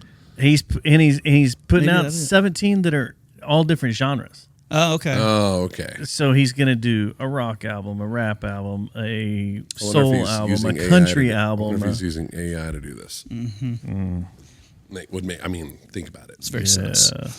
That is suspect. Now that you say, yeah, That is very suspect. I think you're on to something. Well, Maddox was in here just a couple weeks ago talking Yeah. about how like he revamped his own songs into country. Yes, about I using, listened to that I was episode. like, Yeah. Using AI. yeah. Well, I don't want to say anything about what I'm doing right now, so I'm not going to say anything. Oh yeah. Yeah. spectacles getting put on the spectrum of AI, are we? We're using it as a blueprint, That's okay. Well, that's one thing. That's different. but you're gonna have probably before summertime. You'll have a Spectacle synthwave album, which will be fun. That's cool. killer. Oh, That's cool. So it'll be like it's old fun. school Ministry. Well, basically, it's Bait and Switch. The record just flipped to synthwave. Switch and bait. Oh, so it's like a remix album almost. Yeah, cool. Cool. but you didn't hear that here. At Well, all. once we get everything more up and going over here, to my right, we'll have to get you guys to come in and again and do the cast, especially and do a around the set. EP release. Yeah, We had talked about, me coming in just to do acoustic tonight, and I just have to rework things to the point where sure. I just I don't want to have to do that. I think what we're going to try and do is we're going to get it set up to where everything's backline. Oh, that's so where cool. like you can tell me what you want. I mean, you can play it. Just bring in your board and guitar. Yeah, you can Great. do that. Makes it easy. Make it easy. But if you want to bring in drums and stuff like that, we have it set and ready to go. Our drummer is actually really cool about whatever kit's available. Yeah. And I get when people want to play their own shit. I like to play my own amp because it's pretty rare, and I have it dialed the way Yeah. the way I want it. But I'm also not opposed to playing other people's shit. Essentially, you end up sounding like you sound, Sure. no matter what you play. Totally. Yeah. Pretty much no 100%, matter what you yeah. play through. I wanted to ask you, what are your, now that you've been doing this for a long time, like all of us, what are your plans for Hotel Satellite? Is it, My goal has always been to be a band similar to like the Bastards of Soul. okay. That's really like to me the goal. Okay. Is to be when we play in town, people show up, and we have, those guys. Everything that they put out had a certain look to it that was definitely them. Yeah, you knew it was them. Yeah. Right. Uh-huh. And so that's I just want to be a good regional band that when somebody that tours comes through, like, well, we want those guys. Yeah. So I do the whole I said this at the chat room the other night when we played. I paraphrase the Bob Sturm. We're not just the next band in the next cubicle over. Yeah. Yeah. Yeah. So we're a local band, but we're not a local band. Right. We're not just dudes banging out stuff. Like, we really work hard on writing songs, and Yeah. that's all that's really ever mattered to us. And we all get along. I mean, I can't even tell you how many we've all been in these kinds of acts where it's like there's always that one guy. Mm-hmm. Like, if I could just change him, Yeah. he would not be such a dick or contrarian all the time or whatever. This group, I feel like because I don't know who that guy is, it's me. That's what I was about to say. I'm afraid it's the same thing in the Spectacle, and I think it's me. Yeah. Yeah. But then things will happen. Like, I did an interview at KXTE, and I said stuff, and I left like, maybe I should have done this instead of this, said that instead of that. And then the guys were like, oh, it's great. So, and they would definitely tell me. Yeah. And they don't like something. So, Oh, cool. Yeah, I always just wondered, because I think I was at y'all's first show at Lola's. The new second Lola's? show. That was the second show. yeah. Opening for Who- La Cure. Was it that show? No, maybe we not. were you at the Son of Stan show? Yes, that was Okay, it. that was like a little bit later, but yeah. I think that was it. Us and Arinda Light. No. a Okay, different so one? when that one, I was at that show too, but I was I at know one what show you're talking about. outside Yeah. on the big stage. I can remember. We did a couple there on the big stage. I can't remember. Y'all didn't play with Timmy the Archer. We did ya? play with them once. No, the Appraisers did. I can't remember now. Yeah. But I remember it being, I thought it was y'all's first show. Maybe it was the second show, but it was pretty fresh. Yeah. And I was like, yeah, I dig these guys. These are cool. Oh, thank you. And then saw y'all a couple more times. And then, of course, the radio headset blew me away. We're about to do that again. Are you really? I can't really talk about So, it. Okay. Well, we won't talk about it. But I'll tell you later. It's just because it's a bit of a surprise for somebody. So Oh, okay. I got a couple things I like to ask writers, hit and me. it's kind of a would you rather game. Okay. All right. All right. First one is would you rather write a hit you hate or the song that means the most to you never get noticed? I'll take the money because I'm never going to like anything that much. All right. Interesting. Okay, interesting. And now, if you would have said that, you asked me that question 15 years ago, it's probably a different answer. Totally, yeah. Because I feel like I've already written, Yeah. I don't know. Now I'm getting old. All right. Would you rather play a perfect show to 20 people or a sloppy show to 2,000? Sloppy, because we're a sloppy band. Okay. Well, the thing, that's Hey, at least you I was own like, it. it could almost fall into the answer of number one. The 'Cause money. you're like, give me the money. it's 2,000 people is a lot of money. the thing about that. We always refer to ourselves as being loose tight. Yeah. We're a loose band that's tight. So we're always going to be. I'm always a little sloppy. As Neil Young's my guy, and you know, So this you do fall- that, you get you've already slotted yourself. This number 3 falls into that. Would you rather play out of tune No. or out of time? Oh. That one right there is a difficult one. Oh I'm man. out of time. Which one's it gonna be? Out of tune. Out of tune or out of time? Out of time. I'd say I don't out of know, time. dude. It's tough. I don't know, man. I don't know. so tough. Out of time, I'm like, How far out of time? yeah, Yeah. just out of time, dude. If it's not noticeable by the masses, I would say out No, of time. but I think it's even worse when you're just like a beat off. It's It's so like when you're loose Every tight, that's 3 or some 4, yeah. little too loose. Hard one, man. Out of tune is rough though, man. Sounds like you're pushing your notes down the stairs. I always stop. Like I will literally be right in the middle of a show, and I'll think like sometimes I'll tune my guitar, I'll look down there, I'm good, and then I'll like talk to the crowd. All right, this next song, blah blah blah, and I'll kick into it. I'll start jamming along. And I go in to sing. I'm like, nope, I'm stopping right there to save you guys. Trust me. Let me fix this. Yep. Tune. We're back in. Yep. So I would have to say, out of time. Out of time. I'm with you, man. Yeah. The other two are interesting because of it depends on the person. Like if there's a really confident person that thinks all their shit is the best, Yeah. they may say like, well, the perfect song or what, that kind of thing. But I hate all my stuff at some points. Oh, sure. Yeah. Yeah. I mean, Those are great questions. yeah, I have a couple. Well, I have one song in particular that means the world to me, but I can never perform it.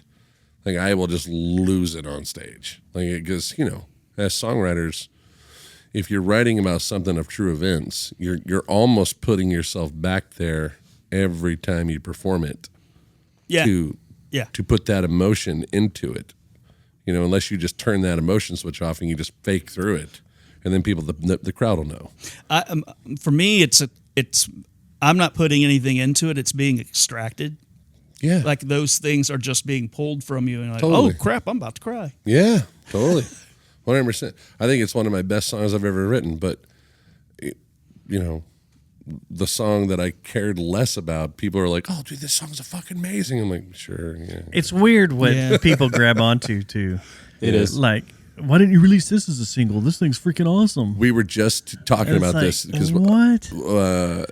This is the song I hate playing the most. it was really interesting because to talk to these kids from the UNT deal that are working with us, and they were like, we were talking about the new single we're putting out the radio. In fact, it goes out tomorrow, and it's Got Me Running, and we put it out because it's a spring song, right? Blah blah, it's uplifting and this and that, blah blah.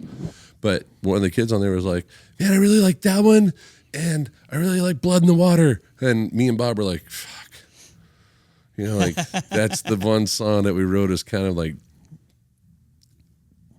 It's cool. The idea was cool going into it, but then it changed, and then we were like, but it's still fucking cool. We like the rhythm of it. Yeah. The lyrics not so much, but the rhythm of it's fucking cool as shit. And that's the song that people are like favoring. I'm like, God, the last collection of songs we did for it's gonna be our Inner Sandman. the bait and switch EP. like more people come to us at the throwaway song, at the one that we just threw together really quick and just came, and we're just kind of like, okay, yeah, whatever. We don't really care about it. And everybody's like, man, that song is That's the beauty of it all, though, right? Yeah. song's fucking Do you cool. do you ever have somebody just catch you totally off guard and come up to you and be like, play this song? You're like, holy Yeah, shit. yeah. Like, and you're like, I can't remember it. I do that, yeah. I just go, Like that was before I was in the band, and I don't know it. I'd love to say that. That was before I joined. I just want to do the Beverly Hills Cop. That ain't me if I'm from Buffalo kind of thing, you know. That was before I was in there. I don't know it. There's the other thing that's interesting with band dynamic is there's always like the song that when you play it live, it's awesome. And then you track it and you're like, why the fuck can we not get this right? Yeah. Totally. Energy. It's energy difference. It is. That's what it is. It's energy difference. Yes, it is. It's something that I always say that about, like, that's kind of why we want to start tracking here, because we're kind of in our element in this room, and we want to do our, cafe solo when we're up there. We're kind of in the moment and we're going, but we're not in the music. And then when you're in studio mode. We are, and we recorded "Bring Me Home," which was the title track of the last EP. And when we got the mix back, I was like, "Whoa, this is slow as shit! Like, this is too slow." And I remember calling the guys. I was like, "Listen to it," and they're like, "Why is this so fucking slow? I don't remember it being this slow when we were in the studio." I was like, "Dude, this is terribly slow. There's no energy here." You silo yourself and you don't realize you're doing it too. That's another thing that Totally. happens. Like, Yep. okay, we've got to get in the room together. We need to track with as many people as possible. Sometimes that works better. Sometimes it doesn't. It's all Right. It's always different. Track it all live and bring people Bring in. it together. Bring in some fans. Bring That's in what some we did. Family We and stuff. when we first went in, we did the whole like scratch guitar, then drums, then bass, then guitar, then blah. But then we figured it out. Like after we heard that mix, we're like, no, I can't do this. We were kind of freaking out. Like, how the hell are we going to? Because it's not your typical, it's upright, banjo, fiddle, acoustic drums, right? And so we're like, how are we going to capture this thing we're doing? And it was, Chris was like, well, let's just play it live. We'll do it to a click, but just play it live. Let me capture the click. Just play. And we're like, okay, so we did. And then he's like, okay, this is where you're at. And you're like way faster. So we did it, and then we did it that way.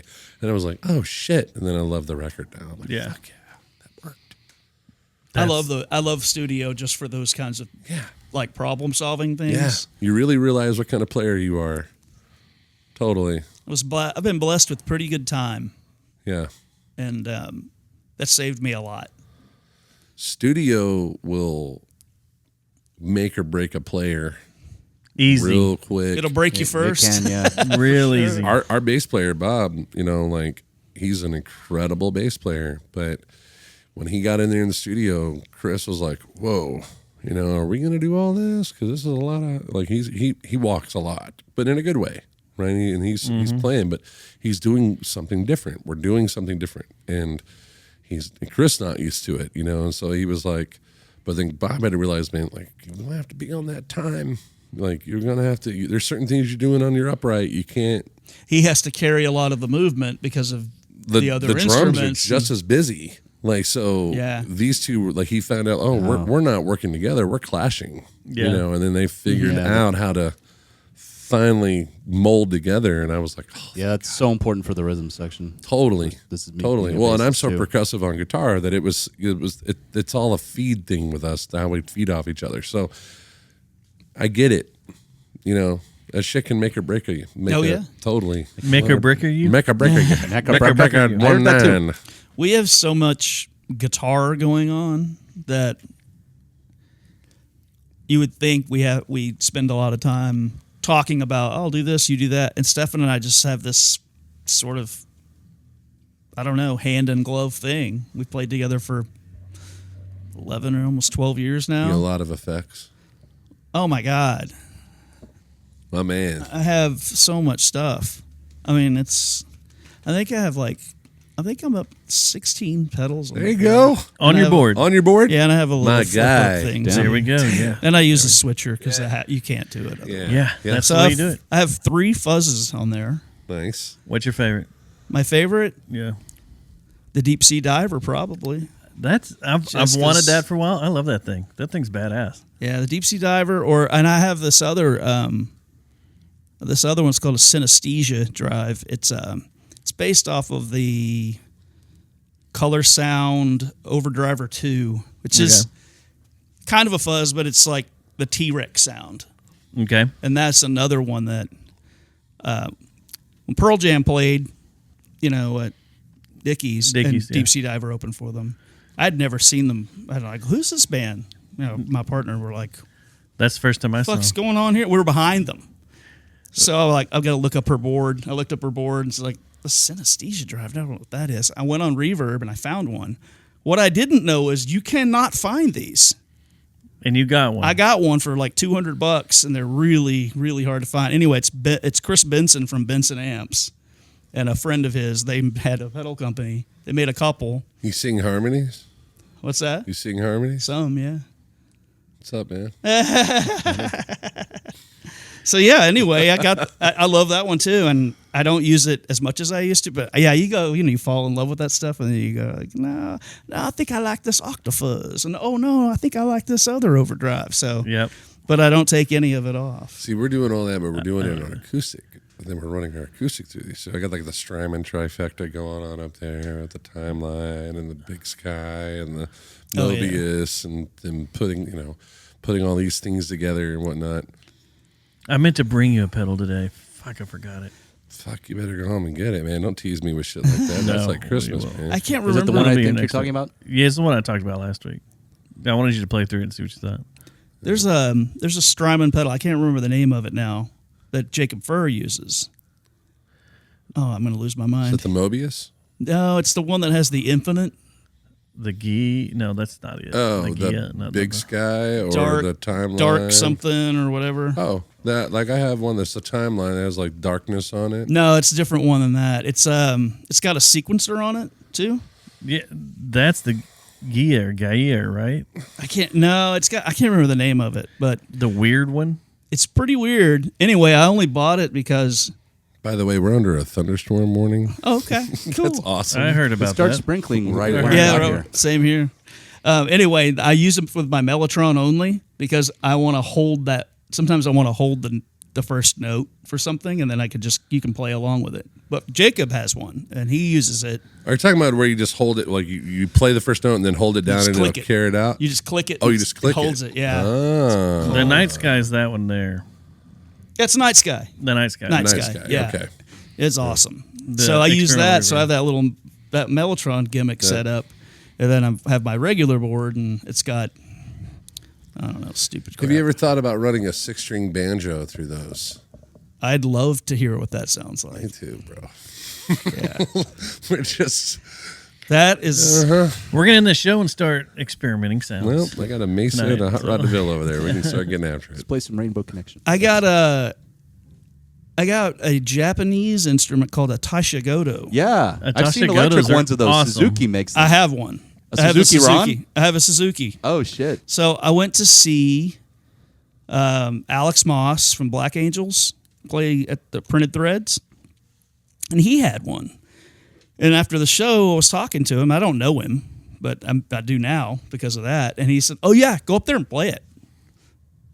So I went up there to mess with it, and so we ended up hanging out for the rest of the night and talking about different instruments and weird stuff. And I think he said he owns like 13 of them. Holy No crap. So I texted him like a couple days later, like, hey, I really want to buy one of these. So here's the deal with it. He calls it a musical typewriter, and that is really what it is. That's what it looks like. Yeah. It's considered a harp, right? Yeah. So They're in you, the harp family? you strum, Yeah. and then you hit a little button, and it's got. There it is. I run my pedal board through it, and it sounds like a sitar. No shit. I've seen YouTube videos with somebody running a bass string through it. Yeah. Oh, so it's a drone note, Okay. and then 4 other strings. Yeah, 3 strings are the drones. Now, and are we the talking top about the one that's like 2 are- the violin where you can crank the wheel and it goes through? No, and it's- that's No. hurdy-gurdy. Yeah. Okay. Yeah. Yeah. It's Here, It looks I'm like a trying lap to find steel. good- It Oh, does. okay. but it's All got right. it's got like typewriter keys on it. So Oh. that's an up and down. That's Oh, it. okay. Yeah. So You've got this? yeah, $100 on eBay or whatever. So I had Fur come over And we it's just, electric? Yeah, Yeah, got they a were little only sold in pickup in Japan it. too. They weren't sold Okay. here. yeah. And they won't mess with you on like delivery fees or anything like that. But yeah, Jacob brought his harmonium over, and we just did weird recording of stuff, and he brought that Night Sky. Oh, And we're with using with that. it. And then so Jacob, he knows all the tunings. He's like, oh yeah, you should do we'll do C on the first two and then D on the other three. So the drone was a C or a D, and the other was a C or D. Anyway, we wrote a song that was just pretty wild. We haven't done anything with it, but it was just fun to experiment with these. Oh my God, that is cool. It's like a guitar Oh, let me see. Holy shit! right there. Anyway, it's a cool instrument. It's really awesome. I can show it to the camera.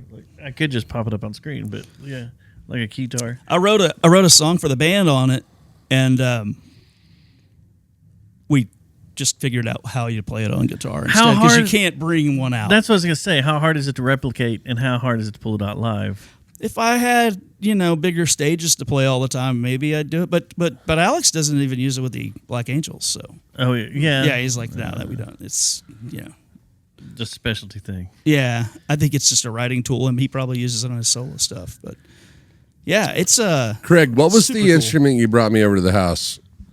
A sitar. Was it a sitar? Yeah. It is a sitar. He brought me one. He had it in his garage. You still have it? I still have it. I don't know dick how to play it, but it's in really Is it good. a finger picky thing, or is it a pick thing, or what It's You're not gonna Jerry Reed claw that thing, or I don't know. I messed around with it because it's weird how the frets. Well, I guess frets. It's like rings, Rounded, yeah. Yeah, they're rounded, and you're pressing down. So you have a ring and a ring like this, and your string is going across, and you're pressing down. There's no wood. It's just hollow, and you're pressing the string down over the frets, and they just it's weird. That's similar to these keys that they push the string down, but It's like this, like a horseshoe, and then there's a ring going across the top, and the strings are going across that, and then you play the strings and you push down, okay. and there's nothing here. It's just the strings being pushed down into this hollowness, and it's bending over those rings, which is causing the tone of the string. Does your Suzuki look like that? It actually looks like the one he showed me. I looked at those, You did? and I think Alex said that try to get this one instead. So it was ended up being cheaper. It was like put $90. it up on the, or plug your HDMI cable in and use our technology, sir. Jesus. I just want to be old school. I mean, I just want to flip the TV around and show you. I don't want to. Yeah, I've Just- always All right, been there you go. intrigued by those instruments. You should have the feed Like now, that? Craig. Yeah, there it's you go. similar to that, but it's like it actually looks exactly like the one Matt. Yeah, that's a had up. Suzuki Run. Yeah. So yeah, we had to write the numbers out. We had to chart it all. Hey, play that in 2 sharp. So you just hold down one of those Yeah. numbers and it just Makes sense. just So you strum, oh. but And I it- was flat picking. And it drones. I have a song. I'll play you guys something that I have.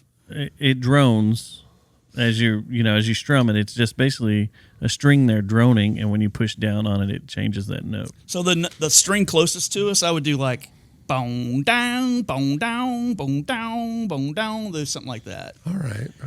But some people just do like the. And Like then you're running that through 16 pedals. You did run it through 16 pedals. Fucking A, man. I like You your better style. believe fuzz pedals on Badass. I'll believe it.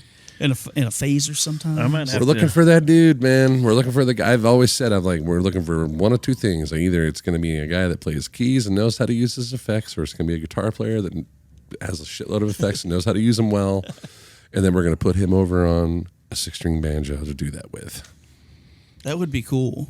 It is cool, man. Corey's got 2 6-string banjos he just acquired, and they're super badass. They sound great because he plays 5-string banjo, and he'll play the riff on 5-string, but then he'll play it over on 6-string. It's like tone-wise, you're like, it's. Does he ever it's try the to same. run a pog with it? No, he hasn't gotten that far yet. He hasn't. Pogs But are much fun. it's going to take in my head, what I'm thinking as a guitar player, the effects nerd, I'm thinking in my head like, man, this could be fucking cool through this. If Yeah. if they played it through this could be cool. Just even putting like delay and shimmer on it and having yeah. it just trickle Yeah. off that gap filler, With that instrument, I wanted to be able to get a lower tone, so I was like, I'll get a Pog. And I went on Sweetwater. They were selling their Soul Pog, their Soul Food Pog combo for like $130. So I got one of those. Oh man, that's fun. Was it like you? Yeah. So you can really drop it. So I got a Pog after watching the ZZ Top documentary. Okay. And yeah. and that was one of the things that was constantly on the board, always there. And that was their secret, was having the bass running through a Pog. Huh. And I was like, okay. So now I have one. I got in it. That's what Seven Nation Army was done on. Yep. Yeah. Love it. Yeah, I love mine. Because I don't have a bass at home. Stefan has mine. I have this cool like Japanese 3/4 bass that Aiden Bubeck and I did a trade on, and I think he bought it on tour or something, and he's like, I really want to buy that cab for me, but I really want this bass to go to somebody I know too. Like, well, I want to sell this cab. Yeah, like here, let's do this. So Stefan has that now. Like, well, I've just been using that Pog on the lowest setting through my SG, writing bass parts for my demos. Yeah, my previous band was a 2-piece drum and bass duo, and I kind of did the whole Royal Blood thing, and I used not a Pog, but Electro-Harmonix pitch shifter, The one with the devil fork on it? Yeah. pitchfork, yeah. And I used it to tune my bass a whole octave up and have it go through the guitar amp. Oh, cool. So it would sound like I played both at the same time. That's Yeah. awesome. That's the same thing that Mike Kerr from Royal Blood does. If only really? we had Our an bass player's rig is anagram. over here for what he uses with his upright, and he had a Pog he was running on his upright for a while, but Yeah. he got They're into awesome. just doing some like auto wahs that were going on there and stuff that he started using on his upright, and as he's picking this upright playing, he's a funky bastard. He reminds you a lot of the dude from Funky Knuckles, Wes. Yeah. Yeah, he reminds you of that. They were good buddies. But the way he plays, and you'll hear that, like you hear it going through the upright, you're like, that shouldn't be coming from an upright. It's so cool, though. But It's it an electric. should. If It through an should. It's electric, so you awesome. would hear it fine. But then he's doing it through an upright, and you're well, hearing I all meant these electric upright, acoustic undertones going, Yeah. doom, da, boom, boom, doom, da, boom, and then he's got this layer on top. I'm like, yes. So you get all the detail with it. Yeah, that's what All I'm the doing with my nuances, yeah. acoustic and stuff like that. Corey's doing it with his violin and his fiddle. He's fine. I've got him dialed in on an El Capitan and a Blue Sky, and he's Oh, nice. and he's finally gotten in the world of that because he was just straight violin fiddle forever, and then I turned him on to effects, and I was like, here, see, you're only doing like 1%. Here's 75. Right. And I'm turning it up and show. He's like, oh shit. I'm like, yeah. If you turn this back, Yeah. your instrument is here, but the effect is right here. The coolest fiddle player I've ever seen in my life was Chris Cagle's fiddle player. I don't know if he's still with him or not, but he was a goth dude, like Yeah, total it's gothed out. I've played with him. Hold on. But he it's, runs his Hayden Vatera. pedal through his fiddle Yeah. through all sorts of fuzz and distortion and everything, and it's badass. If I'm correct, it's Hayden Vatera. Hayden is one of the baddest motherfuckers there is in Texas. Period. I've seen watching him like 3 songs into the set, shred a bow. It's just done. Wow. And then tossing it, being like, all right, next. And he had like a quiver of bows sitting there. And I was like, oh, yeah. an archer That's over there. badass. That's pretty cool. But he tore it up. But I was like, all these guys up there, we're at Billy Bob's. And I was like, all these guys up there dressed country attire. And this Right. dude is like, are you in Ramstein? Like, what's going on? All right, you're thinking of Jonathan. Jonathan is his current one is Jonathan Warren. This would have been like probably 6 or 7 years ago. Oh, longer than that. Probably 10 years ago. Warren is known for melting faces with high energy fiddle solos during live redneck rock and roll style performances. This is like he wrote that. Or, hey, I did. Oh, yeah. Plausible. We're like, Hayden Vatera blows my mind. He has a 7-string fiddle. It's the one that's curved, and it's a flying V, and it's strapped to him and whatnot. Yeah, and I've he'll seen run that it, one. but he's like you and I. There's effects everywhere, and we had him come out before we had Corey. We had him come out, and he was just like, I mean, Holy shit. Me and him just started going back and forth, and I was just like, dude, what can't this guy do? What can't this guy do? But he lives down in Austin.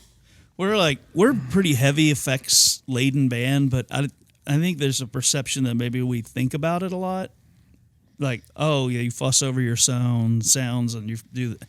We really don't. Really don't. We No. really a real effect player won't. We just Nope. I probably use 25% of what I've actually got out Yes. there. Yeah. And sometimes it's like, well, why do you use that? Well, I use it for one part of one song. Correct. Right. That's I've why got there's effects 16 set on my pedals. deal That's that I why it's use there. for like one song. I'll use this effect, and one I'll use this one. Yeah. It looks like I'm doing a lot, but I'm really not. Nope. Less is more. I have two reverbs that I use. One is one I call the hug because it just grabs everything else around it. Oh wow! And it just it's called a solid gold effects ether. Yep. And it's just a great pedal. And then I have a Boss, one of the 500 series ones. Yeah. So I just dial in a different way. Oh, this song I use this, and this song I use. I'll tell you what. Since I got that Blue Sky, man, I love it, and I love the verbs on it.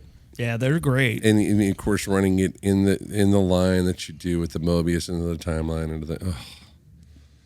It's gross. It's real choice stuff, man. It's so. And you good, do need to spend time with it to really You do. make it. You got to dial it in. But once you do, we're good. Yep. Like, I'm a huge delay nut. I love delay. Huge delay. Been a delay nut forever. One of my favorite pedals is the Line 6 DL4. Oh yeah. I still have a real old and one the that kind of works. DD5 from Boss, which is I got a DD5 right there. Nice. Never get rid of mine. The You have a DD5? The DD5. Yeah, they're the most perfect. Well, for tapping, for a tap tempo, tap they'll tempo. dead on. But then timeline is like you can't. You can do anything on that. Strymon's kind of taking the royal crown there. I love it that I find out all these years, like where I've been tapping at and what my tab, and then I can look at the Strymon and be like, oh, well, you're somewhere in between like 95 and 105. There you go. Like, this is where you live. So I just set it to 100 and forget it. It's there every time. I'm like, oh, fuck me. Well, let's move out of the nerding out here. All right, Oh, yeah, it's no, for gear nerd out. We're Let's dark go in on the the nerd gear talk nerd Look, out. if here. you guys need a separate nerd out podcast, I'm do. always available for that. The Gears and PCR beers. gear. No joke. God, man, it's like PCR gear skip. show. Yeah. It'll be called Gear and Beer, and then that's all it's just talking about. That's all it is. Good idea. Jambaloo started this week. Yeah. Yeah, it did. And you have any interest? You going to any of the shows? I might See go anything? Wednesday to see Jackson Scribner. Other than that Quaker is City. with Quaker City Yeah. over at Tulips, right? Yeah, Jeff Ryan plays with Jackson, and he's great bud of mine. So. So for those that may not know, Jambaloo has been a festival that's been around for about 4 years now, I think. 3 or 4 years. 2. This is second year. Is this second year? Yeah. I thought they did Maybe- a small one. Like maybe that was they just did. Denton or something. But anyway, it's all of North Texas, and it's free. A bunch of bands come together. It's to help bring the music community together. There are panels, I went different to panels. That Saturdays. went. Did you? Yeah. At Tulips. Which panel was that?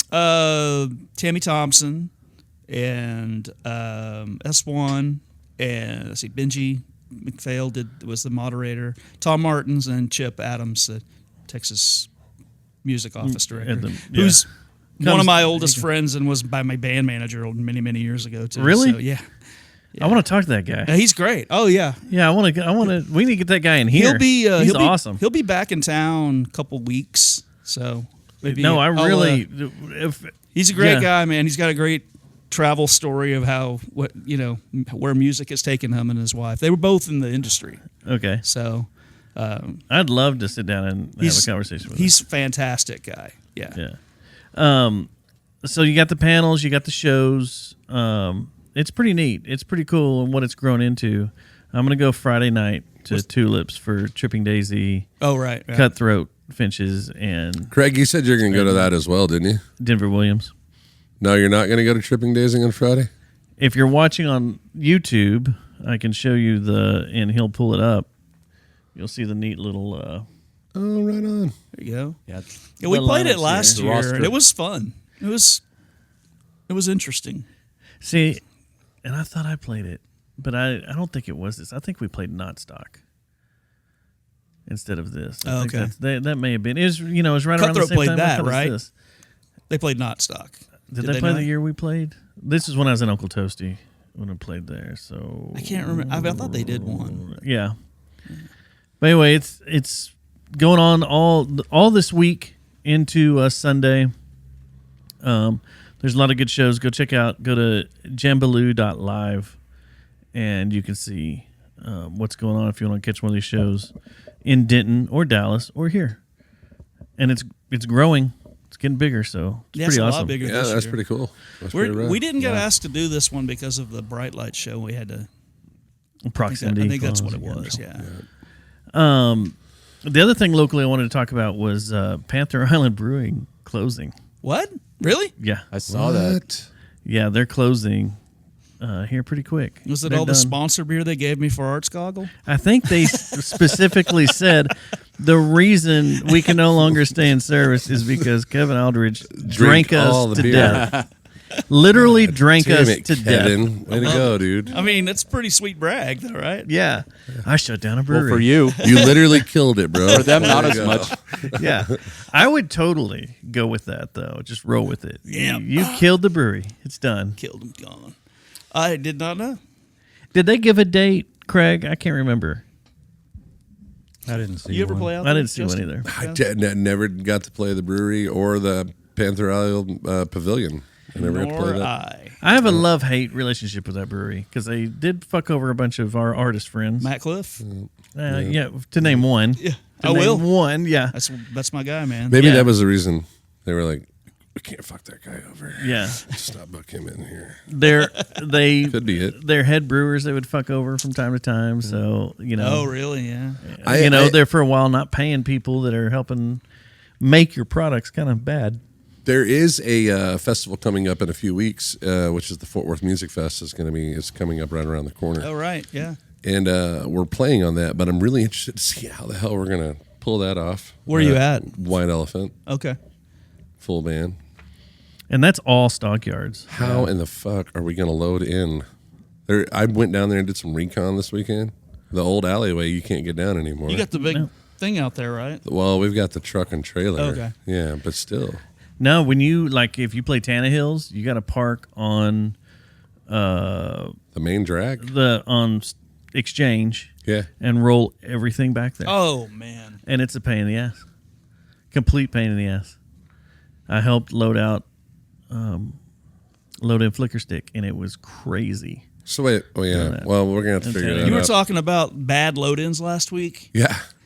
I can remember the worst one ever was. Do you guys remember West Side Stories?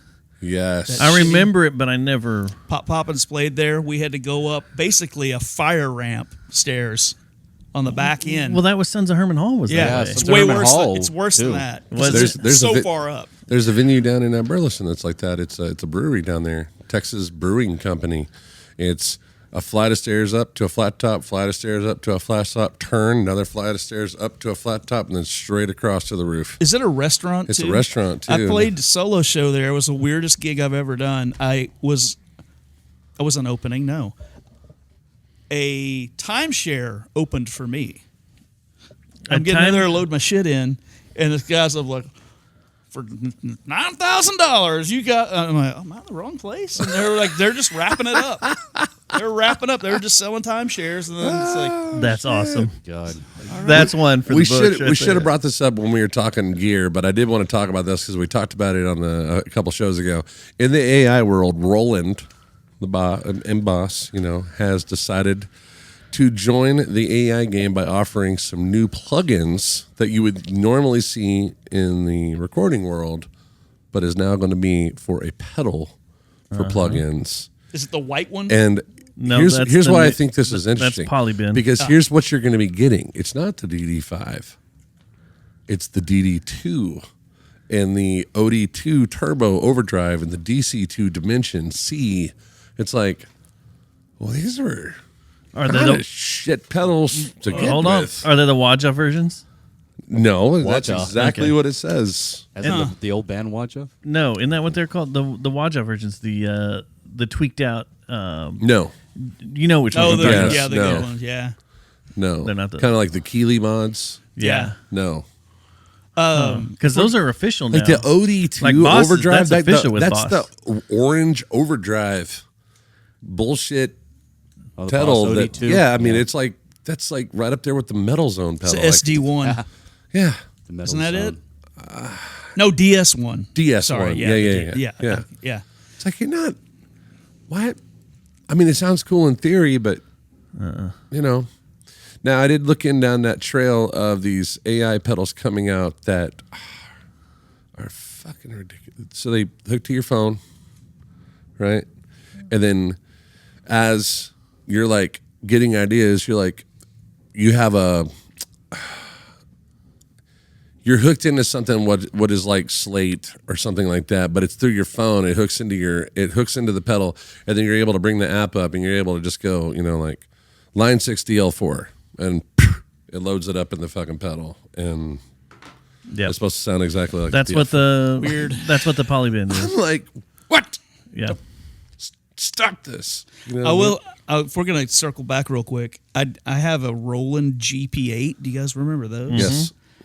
I haven't actually ever used it, but I've got it, and I want to just use it for home recording. Because one of my favorite guitar players says it's his secret weapon. He's like, I use it on everything, and he plays with a lot of people, and you would never expect to hear that this guy, Mr. Americana, badass guitar player, was using one of those. He's like, oh yeah, I use it on everything. And he sent me You his heard it setting. here first on the Yeah. podcast. He didn't say the name yet. No, I'll tell you later. Yeah. He sent me his settings. That's I'm like, cool what as the, shit. What the fuck's going on? It was awesome. So I bought one. Like I found one for $150. He's like, yeah, you should buy that. I'm like, all right, cool. Holy shit! Yeah, they run about that used. You guys gonna? So- Are there a lot of them? Because There's the 16 and then there's the 8. So he said he has the 8, and he's like, the compression on it is really good. So That's what's weird is I mean, it's all analog circuitry too. So yeah. What do you got here? anyway, What is this? So I'm gonna pull out the little brag badge for a little bit, Oh, just for a no. second, Here we go. I got this in the mail. I've been waiting for it for a little while, but I wasn't expecting it, and then the other day I got it in the mail. But I'm kind of proud of this right here. Can you see it on camera? Oh, wow. shit! And the reason I'm proud of this is because I got a photo on the back of it cool. down here at the Oh, bottom, shit. little bitty, Sweet. from the photo shoot we did. But this is the first time me and my sister have ever collaborated on a project together. She graphic designed all this. Oh, right on. And so it's kind of badass that it's just all in the family. That's cool. That's dope.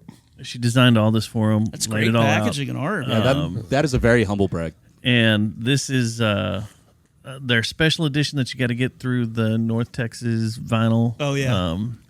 But it's the purple. Oh, cool. Yeah, and it's transparent too. Ooh, Badass. so pretty. But That's yeah, I was. badass. It arrived and I was like, holy crap! All right, cool. And finally got to see the large packaging. Is that a 180 gram style? I believe, yeah, it It's is because you two, can yeah. feel it. Yeah, it's two. They also, the North Texas whatever vinyl folks, they're doing the Pleasure Club release. Are they? Yeah, and it's like that, but red, like that kind of. That Who's kind of- doing that? Okay. the North Texas? What is it called? Vinyl dudes or what? It's North. I can't remember. North Texas Legacy vinyl. Yeah, something like yeah, that. legacy guys. Yeah. Okay. But I want to get them in here some point Oh and yeah, talk for about sure.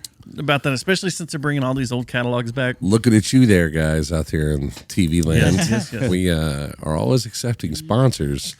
And today's show is brought to you by Flicker Stick. Flicker Stick.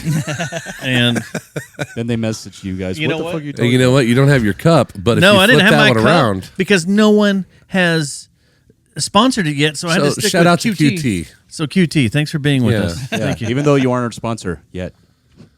They are for right now. What is? They just didn't know it. Oh, wait a minute. They're getting free Free publicity. free You should publicity. talk to Panther City. Oh, never mind. No, because someone They probably drank them send us out of free business. beer. Oh yeah, I think we have a couple left from We the don't show. drink.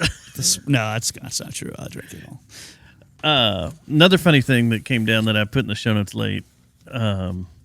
Metallica's in the Epstein files, Really? What? What? Wow. and that may be why they didn't play the Super Bowl. What? I'm kidding. I'm kidding. So, you know the albums Load and Reload. Yeah. You know the covers, Yeah. Yeah. Blood and Semen. They were done by an artist named Sorrento. Okay. Sorrento.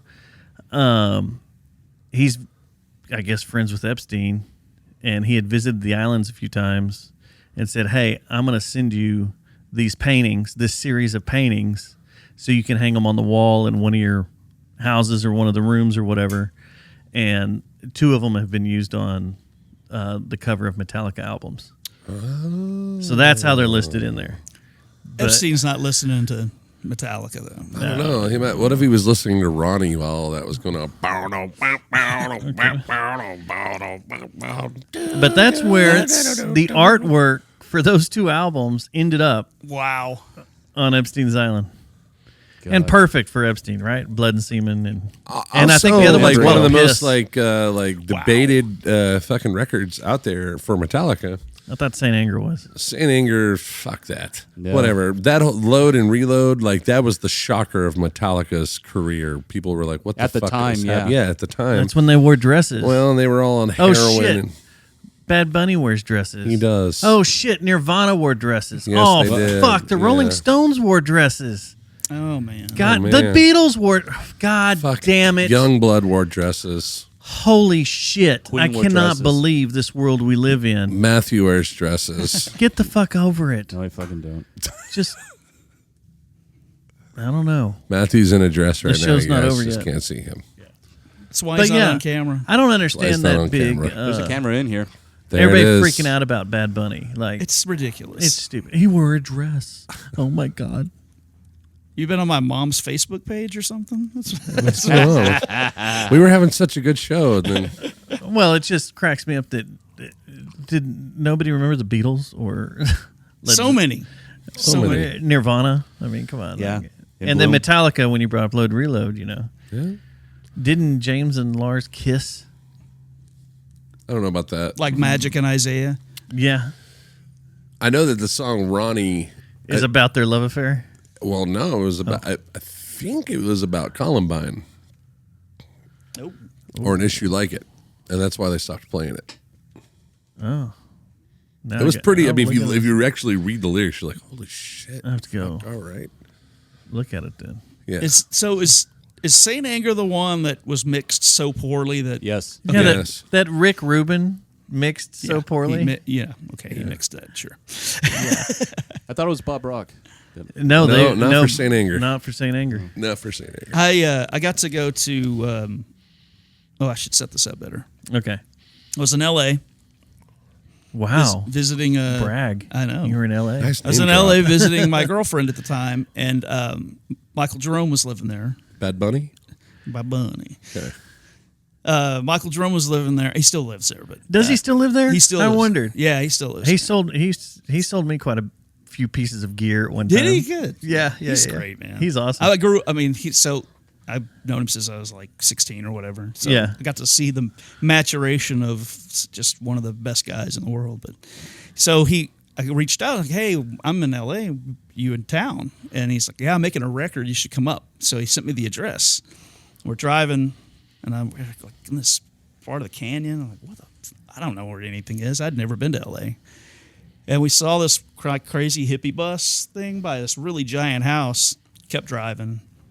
I called him again. I'm like, "Hey, I can't find this place." He's like, "Go where the hippie bus is. That's where we're at." All right, cool. We go up there. We go into this house. And we're looking around. It's huge, huge. Walk to the kitchen. Longest table I've ever seen. It was weird.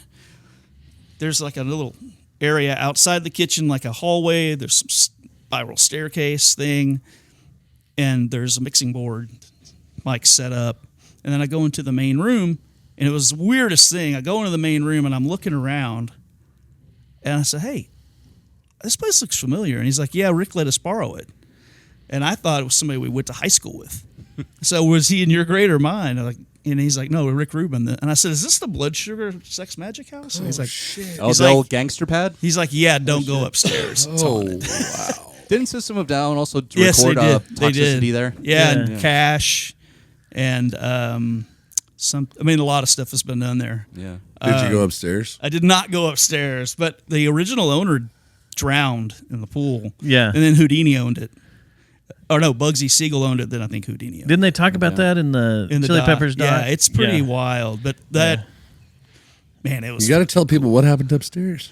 I know. Oh, I should tell people. I should just should- make up there's something. some I went people don't know. upstairs, and all that was left was just Panther City Brewing beer, Just cans laying everywhere. around, rolling around by themselves. Yeah, just Panther drinking Island, yeah. themselves. Yeah, Yes. it's just like the Led Zeppelin fish story. No one ever knows what happened. It was What so happened. wild. They had like a drum riser built in one corner and like a movable vocal booth. And Does he still have that house? no, he sold it. He did sell it, okay.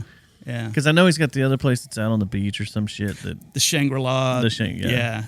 Wonder if God, you just sparked a thing in my head. Panther City Rebellion beer. Wonder if we could get Panther City Rebellion beer, but instead of it being beer, it's Rebellion, so it's water. water. Near beer. That's what I'm saying. Now we're on to Yeah, something. we're on to something. So we've Yeah. been Kind of like copying Liquid Death's Liquid idea. Death, but Yeah, it's that's Panther great. City Rebellion. I like beer. what you got. I That's like what good you're working thinking. with here. Liquid Death, if you're out there listening, we are accepting sponsorships and ideas. I love your tea. I just said that. I love your tea, and I love your brand new energy drinks. They're pretty great. I'm a big fan of them. Rain. Get if Athletic you're- to make you a near if beer you're out for it. there, There we you know, go. come on in. Yeah. Water's nice. A near beer. A near beer. Yep. Almost beer. Almost beer. Yeah. Almost beer. Interesting. Kevin, well, thank you for being a part of this, man. Man, thanks Yeah, for thank you having for coming us. over. That was fun. Yeah, thanks for coming. Yeah. We'll have to do it again. We'll get your band in here and do some live stuff. Yeah, I wish I Hang was, out. had more cool shit going on, but Well, you know. got when you finally decide to let the world listen to the EP yeah, and actually put it out, then you have to let us know and we'll get you in here. yeah, We'll hang absolutely. out, Thanks, do some guys. stuff. Get the whole band in here. Have you guys come play. Love that. Absolutely. Would love that. Drag them in by their ears, Guys, thank you so much. Kind of feel like an asshole. We didn't introduce the crew tonight as we were coming into the introduction because somebody got distracted by how shitty Saturday night was. But in the studio, running the ATEM, running the switcher, Mr. Craig Youngblood with Western Soul Photography, and Yay. Mr. Matthew himself back there running the audio. Matt Thomas. Matt Thomas. Say hello to the boys. Robot Thank tuna. you guys so much for watching episode 3. Real quick, where can they find you? HotelSatelliteBand.com? Yes, and Instagram is at Hotel Satellite Band, and we play the Post at 8:00 sharp, 8 to 8:30, 221 with Bright Light Social Hour and Local Echo. We'll be there. yeah. Come out, hang out with Absolutely. us. Let's do this. Let's do it. Do it up big. Yeah. Cool. All right. So Yeah. until next week, you guys be cool. Be cool, man. Is that a shitty outro, right? Kind of cool. Kind of very Matthew McConaughey. Y'all be cool. I could do the double.